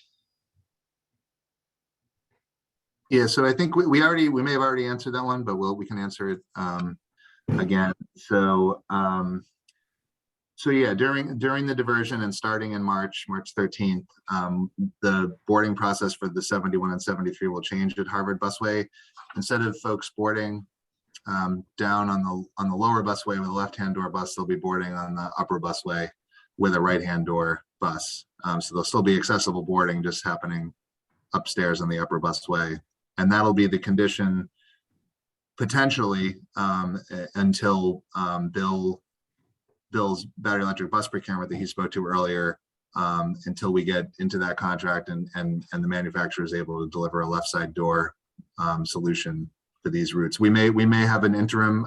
I talked earlier about how we may have an interim solution that we can deploy in the lower busway that would allow us to accessibly board folks with the right side door in the lower busway. But yeah, the plan will be to shift back to return to left side door boarding on the lower busway once Bill is able to get those buses on property. And in terms of like air quality in the tunnel, the entire fleet running through there today, with the exception of these two routes, are not electric vehicles. So it's it would be there will be a marginal increase, I suppose, in emissions in the tunnel, but it's the vast majority of buses moving through there are already diesel buses. Thank you. And then a construction question from Arthur Strang, who's asking who is in charge of assuring the scheduled deadlines, such as completion of design, construction start, and in service March 1, 2024, and the cost. In other words, introducing Steve Belanger. Yeah, so the capital delivery department as a whole is responsible for that. And actually all of us are, but the whole team at the MBTA. But me being the project manager, boils down to my ultimate responsibility. So that's why I'm here speaking on the project to you today. And that's the schedule that I've been working with our consultants on. And we've been working very closely with the whole team that you see here today, and many others in the background, to make sure that we could stick to that schedule and meet our goals. And I will just mention quickly that for Quincy Bus Maintenance Facility, we had a much larger order of magnitude project, and we met every milestone to date thus far. So we're happy to actually share that information. Thank you. And now I'd like to open it up to Fred Salvucci, who has a raised hand. I'll ask you to unmute yourself.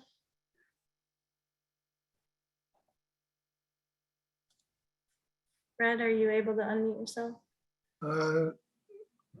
I think I'm unmuted now. Can you hear me? Okay, yep. Thanks. Well, thank you very much. First of all, this is a terrific presentation. I really appreciate the comprehensive view and the detailed answers. It's really a very nice job. I have a couple of questions that I'm not clear on. Maybe you explained this and I missed it. Am I interpreting correctly that how hybrid diesels are you ordering at the next board meeting? How big is that order? Right, that's a great question. We are ordering 160, which will incorporate two 80 per year bus procurements. So the base order of that contract is 160, excuse me, 160 buses. Thanks. And are those, the new facilities you're building, are they compatible with either battery electric buses or diesel hybrids using them for an interim period? Because you got this complicated sequencing issue of needing to rely on these diesel hybrids for a while and then eventually replacing them. So are both vehicles, the battery electric bus and the diesel hybrid, capable of being maintained, say, in the new Quincy facility you're building? Yes, at the new Quincy facility, it's envisioned to have a representative fleet of both hybrids and batteries until we transition entirely over to the battery fleet. Okay, thanks. That's really helpful. Now, the third question, I realize that this meeting is focused on Cambridge, which is appropriate. My normal bus is the 56 because I live in Brighton Center. And I got a couple of questions that relate to that route or other routes like it. One is, I heard a few minutes ago, I think, Scott, you mentioned not doing a facility in Watertown Square, but there's the old yard in Watertown on the, if you will, the Boston side of the river, the southerly side of the river that's there, which would seem to be strategically located to get a facility somewhere to the west, which would help with reliability, et cetera, on the 57 and other routes. Have you looked at that at all?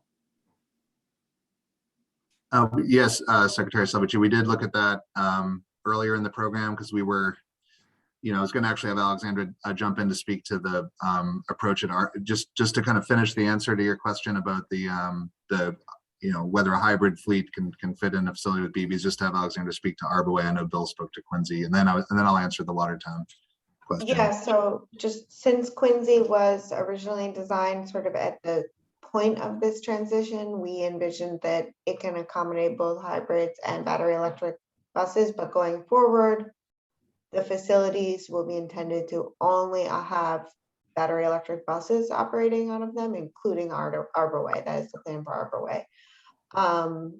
And for that reason, we're going to need to make sure to operate the existing Arborway facility up until the point of construction, the point of opening the new Arborway, and phase out the operations of. So it will be we're happy to go into detail on that in the Arborway meeting, but it'll be the new facility will be constructed adjacent to the existing facility. And the old facility will be phased out as the orders of the new battery electric buses come in as the new Arborway facilities open. And that's how we envision doing the rest of the facilities going forward. And Thanks a lot, Senator. And is that because of the additional air quality issues you have to deal with if you're accommodating hybrid diesels in a facility that's eventually for battery electric buses? Yes, it will. It will allow us to do some things differently with the ventilation in the facility. That we will not be operating diesel hybrids within an indoor facility. I think there is some time that there will be some things in the building code that would need to kind of catch up for this type of facility, but in terms of like ventilation requirements. However, we're designing and assuming that the ventilation does not need to have air changes to accommodate diesel fumes. Okay, thank you. And then the other question that affects 57 or possibly other routes, in this, let's call it 2-year interim period, I think I heard you say the new diesel electric buses would be expected to start arriving in about 2 years. So there's a 2-year period during which you must be taking 28 diesel buses or possibly diesel hybrid buses out of service somewhere else to deploy them in Cambridge. So somebody's losing that capacity. I know with COVID, ridership is down. On the other hand, with COVID, people are nervous about riding and crowding buses. So it's not like restoring the crowded conditions of pre-COVID are the goal. So it seems to me there's like a 2-year period or an interim period during which somebody's losing service. And that seems to me to be undesirable. I don't have an instant solution to it, but it may not show immediately because of COVID, but someone's losing that service. Am I interpreting that incorrectly, Scott?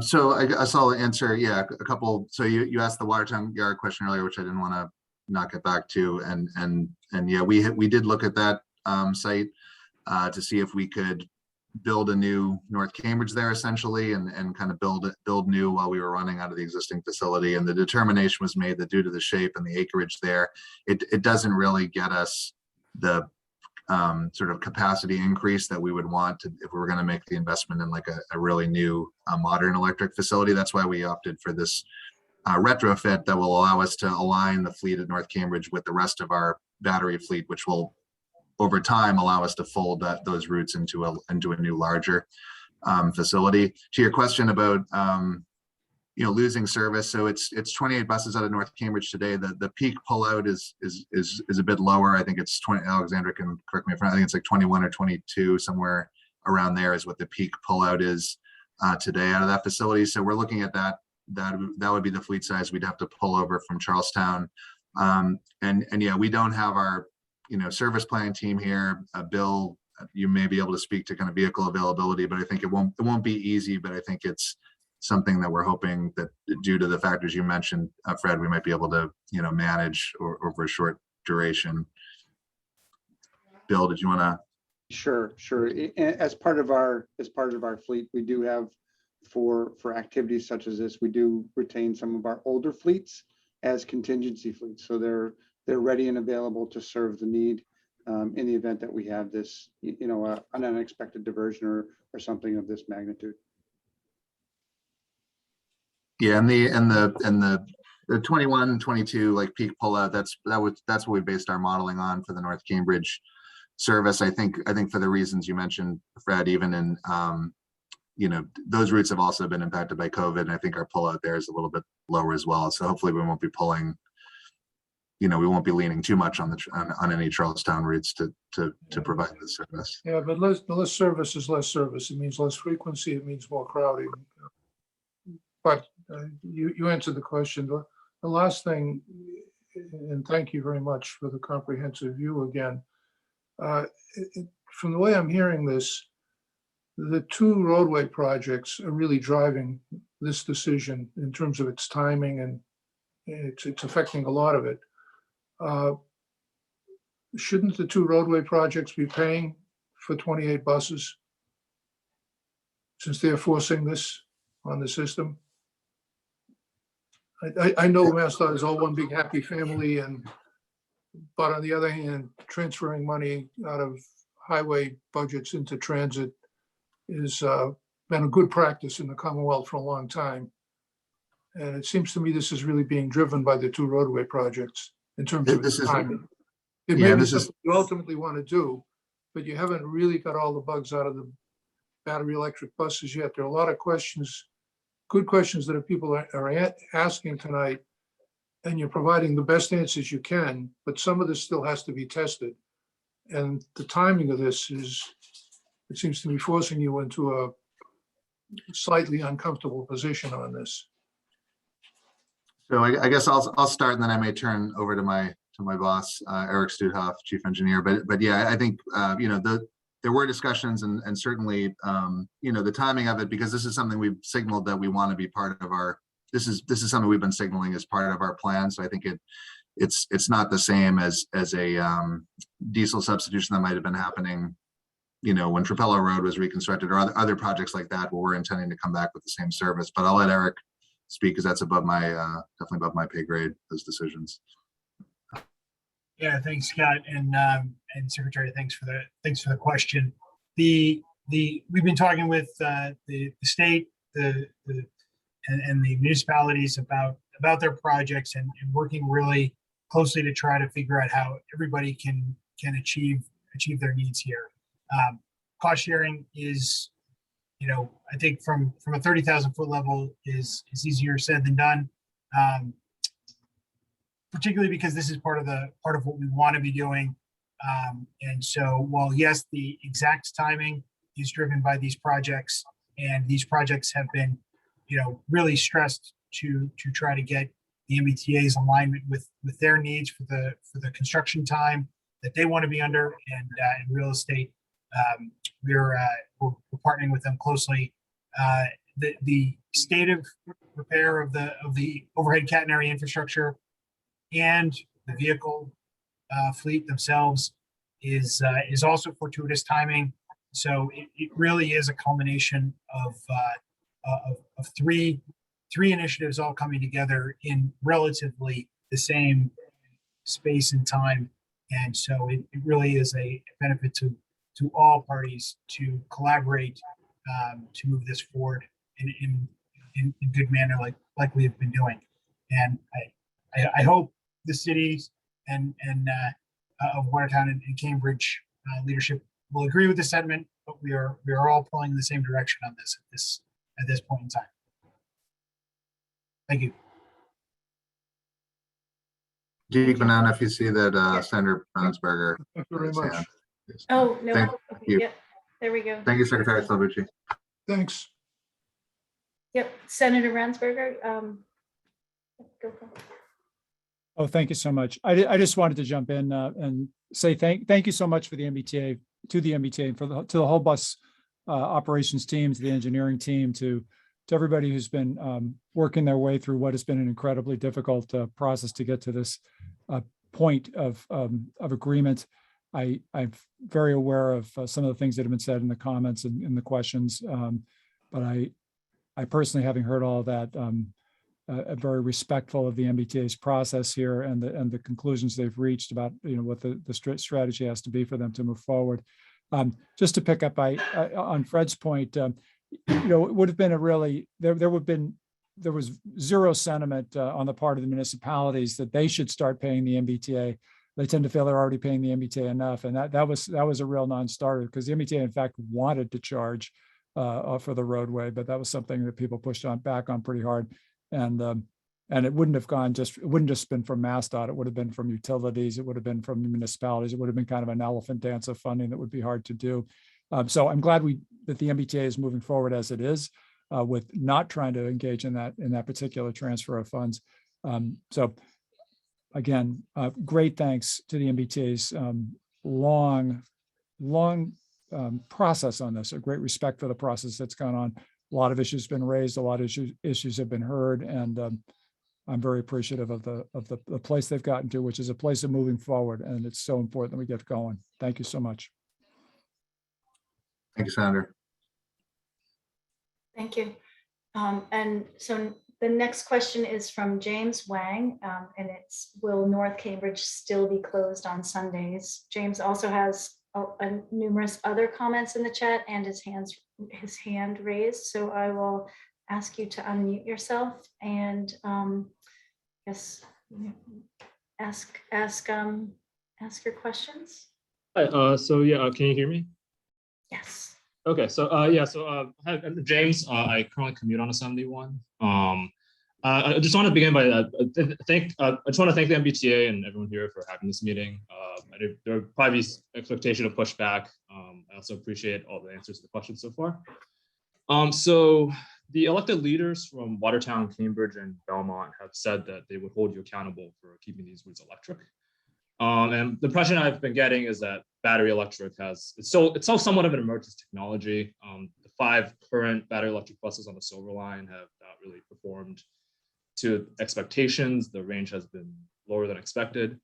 And I mean, and also as anyone with like a phone or a laptop would know, batteries degrade with time. I bought this phone 2 years ago, and I got 2 days of battery life, and then now I have to charge it during the day all the time. And buses use the same lithium-ion technology. So I guess so my overall question is there a backup plan if battery electric buses don't work out, because this is an emerging technology? As a current 71 commuter, I foresee either, I foresee potential degradation of service if the batteries don't perform or as batteries degrade over time. I know it has been mentioned that the batteries might get replaced regularly, but maybe during midlife rebuild. But I mean, the batteries will still degrade, and until those rebuilds are done, you're going to get significantly less range over time. So with possible expectations of either degradation of service or just reverting to diesel, I'm curious what the backup plans are if this doesn't work out, because also it seems that there isn't really a plan to keep the wires around once the garage is opened. Like, is that a possibility? Or even if the wires are getting torn down, is it possible to keep kind of the back end infrastructure, like the substations, the poles? So if in the future, if we do want to put wires back up, that would be easier. So I'm just generally, I guess, asking about what's a backup plan here if things don't work Scott, out? do you mind if I jump in first real No, quick here? no, that's great. I'm going to step away for 2 minutes. So this is good timing. Thanks. James, thank you for your question, and I wanted to jump in because I know that our colleague Bill Wolfgang is dying to answer your question about degraded battery life, because as his supervisor, I did challenge him about this exact topic of the emerging technology of batteries. If you go back through the archives, you'll see that he and I gave a presentation on the performance of those 5 pilot buses several years ago, and the battery capacity was one of the challenges that we reported on. We're cognizant of that, and honestly, a lot of the great work that Bill's team in vehicle engineering is going through right now, as he talked about with the handshake between the chargers and the battery technology and the bus suppliers and their sub vendors, particularly the battery sub vendors, is really an output of that exact fear that you have, is really building a procurement strategy that mitigates that risk that you've identified about batteries, so that we can minimize that risk as much as possible. And I wanted to say that just from a high level of vantage point. I'll let Bill talk about the specifics of it, but from a leadership point of view within the MBTA, challenging the staff that's driving this program to meet those needs is something that we take very seriously, and are very, very cognizant of the need to be able to demonstrate to the public that we have that vantage point in our mind's eye as well. As for repurposing some of the infrastructure, the power distribution to the substation is a piece of infrastructure that we are planning to leverage as part of this program to continue to transfer that power to the charging operation at North Cambridge. But in terms of the overhead catenary system and removing that from the network of roads that serve this area, that is something that is planning to come down, because if it's not being used and maintained on the very robust cadence that we are doing today, we want to make sure that it's not a hazard to the public. And so we are not planning on keeping it in a up and suspended condition for some kind of turn on in the future. And with that, I'll hand it over to Bill if he wanted to add anything specific about the battery technology that he's building into the specification for the new vehicles. Sure. Thanks, Eric. James, great question. Obviously, this is a very near and dear portion of our specification to my heart. One of the things that we are doing, we are building that handshake in with the manufacturers, not only the bus, but the battery manufacturer, to ensure that we do have that range capability. So as batteries do begin to degrade, we will have that responsible party, and we're setting it up within the specification that the warranty will be held by the manufacturer to replace the battery packs or service the battery packs as needed to maintain our committed service levels. You know, we are envisioning that between 70 and 80% of degraded value, you know, when it gets down to about 70% of the degraded value, we've got to make a change because we're no longer going to be able to support our block design. So we are building that into our specification that before we get to that level, they will have to replace it. They will have to service the vehicle. I hope that thank you. Thank you, James. Eric M., thank you for your patience. I will ask you to unmute yourself and ask your questions. You also have a number of questions in the chat. Yeah, those were from a little while ago. I'm not going to go into them, but I do have a couple questions that I did want to ask. There was an earlier conversation, like way back, that was about like all the stuff that would be on the roof, all the stuff that you guys would have to fit on that roof, and there's already pre-existing battery buses that can convert to trolley buses at the same time. Is there like a reason having the trolley poles up there would really make the buses too complicated? If that makes any sense. Yeah, Eric, it does make sense, and I understand your question. It's just another system to have to maintain that truly, based off of our calculations with the battery sizes that we're envisioning, you know, depending on the manufacturer of that supply, we are envisioning that we will be able to support our daily needs out of the gate, and negating the need for the catenary in the poles. And like I did want to bring up, I think you just mentioned it, but if I just wanted to go into a little further detail, if you did end up taking down the trolley poles, which you're planning on doing, would it be too hard to bring them back up if you guys decided you wanted to go back to trolley buses? It would be a separate procurement. Yeah. Thank you. Thank you, Eric. Jacob Deck, thank you for your patience. I'll ask you to unmute yourself and ask your question. Hello, thank you very much for such patience in this meeting. I guess my question, one of the reasons you guys are really pushing for ETBs instead of BEBs is for BEBs instead of ETBs is fleet uniformity and trying to make sure that the buses that we're operating in Boston are as similar as possible and as such as possible to the buses operating across the country. The question, are there any other agencies in the United States buying buses with left-hand doors? There have been in the past. Yeah. I'm not asking about the past, I'm asking about the procurement that's happening now. I know ours will, I don't know about others.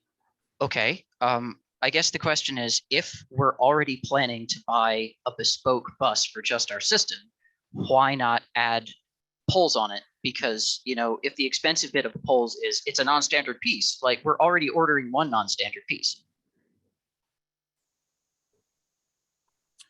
Yeah, Jacob, I think, you know, another point we've tried to make here is that, you know, by aligning this fleet with the rest of our system, there are a lot of benefits to that, of course, but one of them is going to be the ability to move away from this facility permanently. I think that gets harder to do if we're relying on, you know, it's going to limit where these buses could have their home base be at if we need to get them over, you know, over to these wires. There's also the sort of ongoing costs associated with maintaining that catenary infrastructure. You know, that work can be done much more kind of efficiently and safely in a facility managing the electrical charging equipment than out in the field, particularly these two routes. So we run a lot of catenary service to the T, obviously, with the Green Line and the Mattapan line and some bus routes. But these are, other than that little stretch on South Huntington and Huntington, this is the only place where we're doing it out in other people's rights of way that we don't control. So it's just not an ideal place for us to kind of maintain service. And again, I think buying a vehicle that would sort of marry us to this kind of too small facility, just it's not the, it's just not an efficient strategy for us going forward, given that we believe there's an electric vehicle out there that can provide the same emissions benefits and service benefits. What about Blue Hill Avenue or Columbus Avenue or the Silver Line Gateway? Those are places where multiple people, multiple very intelligent people, multiple transit experts have said that multiple routes could really take advantage of in-motion charging infrastructure. Was like, how far up in the design process did an in-motion charging option get at the T before it was shut down? I mean, we're trying to move, as you've heard, Jacob, if you've been on the call, we've been getting, there's a lot of opinions out there. There's a lot of people that want to push us to move faster. I think anyone who thinks that the fastest path to us electrifying our bus fleet is stringing wires up on city streets that we don't control is probably doesn't have much experience in implementing that kind of infrastructure. I think that's, and having run public process for a bus rapid transit project on Blue Hill Avenue earlier in my career, I'm not optimistic that would be something that would be, viewed as welcome by the community, even if the city was on board with it. I think our depot charging approach is clearly the fastest way, and we've heard a lot of people tonight that want us to move as quickly as we can to electrify. I think it's unrealistic to think that stringing catenary up on city streets we don't control is the fastest way to get there. We can have a difference of opinion on that, but I don't think anyone who's implemented projects would think that that's the quickest way to go. Thank you, Jacob. Sam Deutsch, you also have a number of comments in the chat, and so I'll ask you to unmute yourself and ask Hi. any questions you the time. I'm just walking through Cambridge right now. My question is, was there a study on expanding the trolleybus network and looking into the possibility of in-motion charging? Because most of the criticisms of the existing trolleybus network seems to be that there lacks the scale for it to be efficient. However, I feel like based on arguments from transit experts across the world and seeing many other cities expand their trolleybus network, it feels like Boston and the MBTA here is not following international best practice. And I'm wondering if they did an extensive study to get to there, because looking at the study that was there, it looked like they were largely comparing the existing trolleybus network rather than looking at it holistically. Yeah, thanks. Oh, sorry, Eric, you take it. No, it's okay. It's okay, Scott. Thank you, Sam. And Scott, I know you've answered this question in a couple of different ways. I figured I'd just, lay in that we are, as an organization, balancing demands across all of our modes of service, and balancing the needs of an aging service, a very old legacy service that we have on our rapid transit network, our heavy rail, light rail, bus network, as well as our commuter rail and ferry network. And so we are balancing all of those needs and expanding service, as Scott has described, out into rights of way that we don't control, with delivering the type of electricity that we would need to deliver, building the substations that we would need to deliver, siting pole infrastructure and stringing cable, and then taking roadway access during periods of time, generally during the night, and staffing that resource in order to properly maintain that infrastructure is from a policy point of view not a direction that the MBTA is looking to go into, especially when we have a technology and information that the team has worked very hard to confirm to the best of their ability, the best of our ability, and the best of the industry at large can provide the service that we deliver today. Thank you. I appreciate you saying that. It does sound to me more like a political issue than a policy one, though. I think it's also just to add to Sam, and our contact information's out there if folks want to follow up and continue the conversation. I'm not aware of any system in the U.S. other than Dayton, San Francisco, or Seattle really pursuing this technology. Those are the three systems for which it makes sense to pursue this technology, because they have well over 100 miles of overhead catenary and dozens of routes that operate as ETBs. We have a couple miles tucked away in the northwest corner of our network that I think we're more like New York and more like Chicago and more like all the places that have no catenary than we are like the places, the three places in this nation that are buying that technology. But if we have that wrong, or you're aware of other places that are looking to kind of pursue this that don't already have that kind of infrastructure in place, we're certainly happy to have you reach out. Our contact info is on the deck.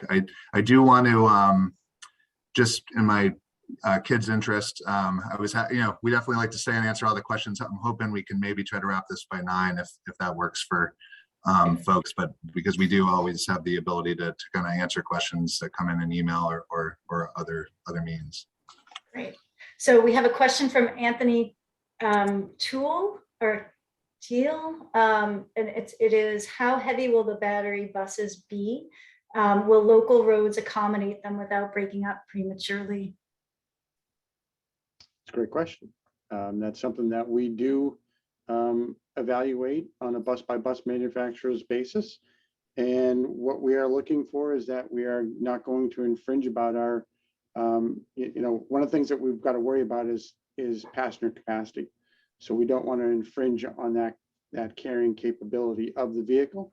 So they will be weighted accordingly and they will be balanced throughout the structure. One of the things that we like to do is make sure that we've got a weight balance on the four corners. So we don't wear out suspension components prematurely. We don't jeopardize the structure in any way. So yeah, we take that very serious. Thank you. Good question. Thank you. And Ben Chase asks, could the T work with municipalities to delay the reconstruction projects until BEVs are available on the 71 and 73 and run trolley buses until then?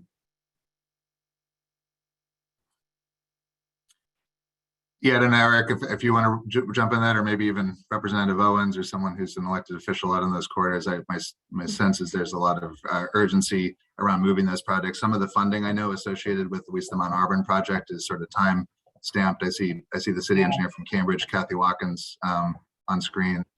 But Eric or Kathy, if Kathy, if you don't mind, I'd like to just go first, maybe, and then I'll let you go.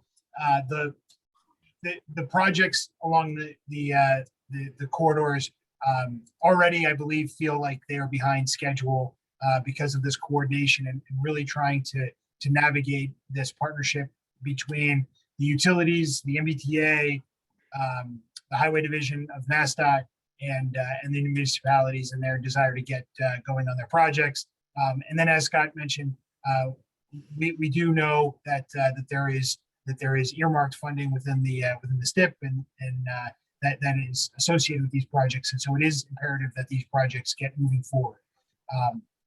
And I just wanted to take that opportunity, Kathy, if you wanted to jump in if I missed anything, but that we were. Yeah, no, the Kathy Watkins, City, Cambridge. What Eric said is absolutely true. These are really critical projects for us in terms of improvements in the public right of way and just long-term commitments. The other thing, and maybe if I get this incorrectly, the MBTA can fill in, but it isn't possible to go directly from trolley buses to the battery electric buses because you have to do the conversion at the car station. So there is this period of time where there needs to be construction so that you can switch from one vehicle to the other vehicle. So that's also part of this time frame. And as we've talked about, as the MBTA has talked about, the goal has been to really, align these as much as possible and to use this time where you have to do the diesel buses to support the construction to also make this switch over. So thanks. Thanks, Kathy. So Deep, I don't know if we have time for maybe 2 or 3 more. Okay, yep, 2 or 3 more. It looked like Rob Kanata just left, or I guess he just unraised his hands. We'll go to Robert Kearns, who asks, are the trolley buses older than the buses in Quincy? He thought Quincy Garage had the oldest buses. Our ETB fleet is the oldest fleet right now. Our Quincy buses, I believe that those were delivered as part of our 155 option fleet with New Flyer back in 2008 and 9. There is an older fleet that's running around, and I believe they're at Albany and Fellsway. Don't hold me to it. Don't remember exactly, but there's 155 buses that were delivered in 2006, starting in 2006. Great. And ETBs Robert- ETBs were 2004. Sorry. That's okay. And Robert Hale has two questions. He wants to know if there's a way to de-energize the catenary in phases instead of having to shut down the entire system. And also, what's the catenary maintenance savings? Can they really be saving on catenary maintenance if the garages are going to have chargers anyway? He says, I can't believe that a 20% fleet size increase doesn't outweigh those savings. Yeah, thanks. Thanks for that question. Yeah, so I think as we've, and Kathy's been a part of those discussions and Eric's been some, I think as we've coordinated with the cities, I think kind of like phasing this was going to be a significant challenge, and I think on the Mount Auburn Street corridor, at least to such a degree that it wasn't going to actually result in much meaningful benefit. So I think we believe that the approach we're taking, which is expediting design for this North Cambridge retrofit, getting construction started within, hopefully within the next calendar year, and then having battery electric buses here and, running service by March of 24, have the facility open by the end of 23, March of 24. That's gonna be our fastest way to getting, zero emissions buses back on these corridors. I think that's the fastest way to do it. Maintaining the trolley buses would only, even if we could do it, it would only complicate, Steve's project, which is going to want to start as soon as possible. And I don't know if anyone from Alexandra, maybe from the operating cost analysis that was done, if there was any specifics you wanted to share. Yeah, sure. I think as we mentioned earlier, given more recent modeling and expectations for the battery electric buses, we expect they will have a closer to a 1-to-1 ratio in terms of provision of service as compared to peak pull out for the trolley buses. However, we are filling up the facility to its capacity, and then, we'll identify kind of the uses for those additional but new battery electric buses. But in an analysis that we conducted last year, we were able to compare the maintenance costs associated with battery electric buses as compared to trolley buses, and considering the extent of maintenance needed along the wire, which has other implications that we've talked about in terms of safety, in terms of being in the public right of way. We have found that there is a cost savings when you look at the full life cycle costs of battery electric buses, including first costs and maintenance as compared to trolley buses. I think if there's some specific questions about that, we're happy to answer those over email as well. Okay, thank you. And then Greg Petrowitz, sorry, mispronouncing, says that he lives on the 73 line about 30 yards from a stop and is concerned about the diesel emissions from the new battery electric buses. Can we talk about the impact of emissions from the diesel heaters? Sure, yeah. So the greatest emissions that he's going to experience, unfortunately, is going to be during this period where we're going to be running diesel replacement service out of Charlestown until Steve's able to get the Carhouse conversion in place and Bill's able to get the battery electric buses on site. The battery electric buses with the diesel heaters, with the heaters activated on only those coldest days, are going to result in a greater than 90% decrease in emissions compared to a diesel fleet.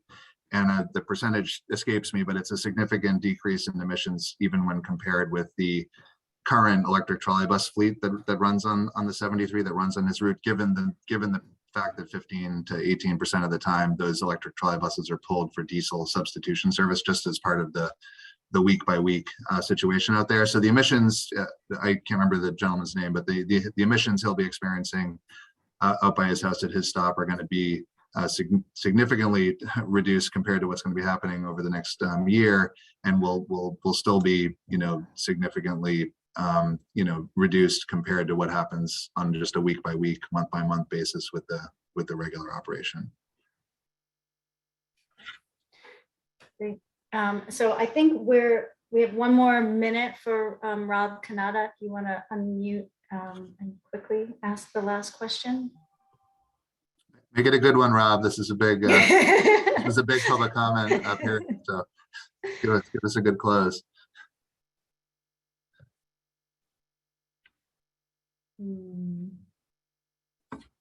Uh-oh. I guess so we'll end with a whimper. We'll end with a whimper. All right. Well, I want to thank everybody for coming out tonight, particularly the 71 of you that stayed until the end. I think it was. Oh, did Rob make it through? Yeah. Hi. Sorry about that. Oh, sorry. Yeah. So sorry. Here's my my question / comment. Sorry. So I guess we've heard a lot tonight about how we're, the plan for the battery focused electrification is in line with what other cities in the country are doing, and basically the national strategy, I guess you could say, for decarbonization and electrification of buses. I guess my question is, if you look at US rail electrification, we are decades behind peer countries in Europe and Asia. So I guess a lot of the nervousness you might be hearing tonight is about, well, if our national standard is really far behind when it comes to rail electrification, what makes you confident that the national standard for bus electrification is going to be more successful? And, when we see other agencies in other countries making use of things like in-motion charging, why are we sticking to US examples so tightly when we don't have the greatest track record here? That's my question. Yeah, thanks, Rob. I think Bill and Eric and others may want to also chime in. I think battery electric bus technology is certainly a technology that we know is being deployed in other countries around the world and in Europe and other places. The reality is we are bound by certain requirements in the U.S. that makes it better for us to be aligned with what's happening nationally. So I'll let maybe Bill speak to that, or Eric. But I think with whatever, we are being aggressive, as we tried to show in that earlier slide, that we feel like we are pushing to be as aggressive as we can to be a real leader in this area. Again, other than the couple places that already are much farther along in that journey because of their legacy trolley fleets. But I'll let Bill or Eric jump in here, or Alexandra. Sure, I'll jump in. Rob, good question. Obviously, there's a lot of transit authorities across the nation, across North America, that are really starting to implement their strategies for battery electric bus deployments. The technology is improving on a near daily basis. This is truly a revolution that started a couple of years that is moving through the country rapidly. And there's a lot of confidence within the bus manufacturers, whether it's the New Flyers, the Novas, the Gilligs, the Proteras, or even the BYDs, that are really starting to develop their vehicles that are robust and capable of exceeding expectations. We're looking forward to hopping into this new realm of bus building and bus acquisition, that we're truly looking forward to getting this ball rolling. And if I could just jump in quickly, Rob, it's a really fair argument that the United States is far behind on rail electrification. I think part of what answers your question about why do we feel more confident in our bus electrification strategy when rail electrification strategy across the nation has lagged our European peers is really driven by the same philosophy for why we're falling behind on rail electrification, or we're playing catch up, I should say, because we are talking about that, and it is because of the classic difference between the rail and the bus network, where it is easier to bring the fleet back to a central hub for that refueling, for that maintenance activity, rather than distributing the workforce out to the fields to maintain and manage the infrastructure across the network. Rail electrification absolutely requires there to be overhead wire and catenary operation for at least part of the operation, if not the whole operation. And a big piece of why the American commuter rail market is behind is because diesel is just frankly easier to manage from a labor point of view and a deployment point of view. And it's that same reason why managing the battery electric approach to bus electrification will we feel more confident in its success than rail. Thank you for your question.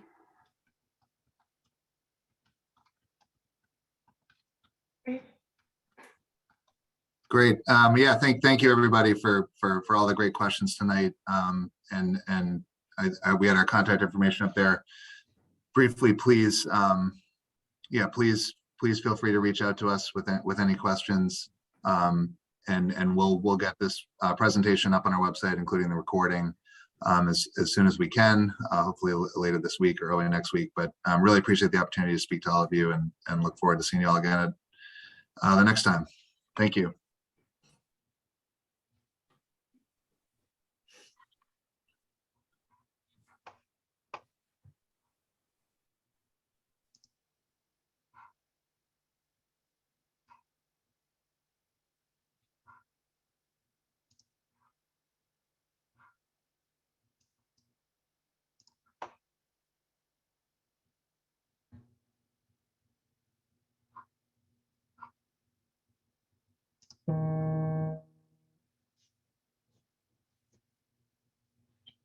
Are we grouping on the Teams meeting? Should we? I'm gassed. Yeah, I'll jump on. I'm on. I'll see if anyone's there. All right.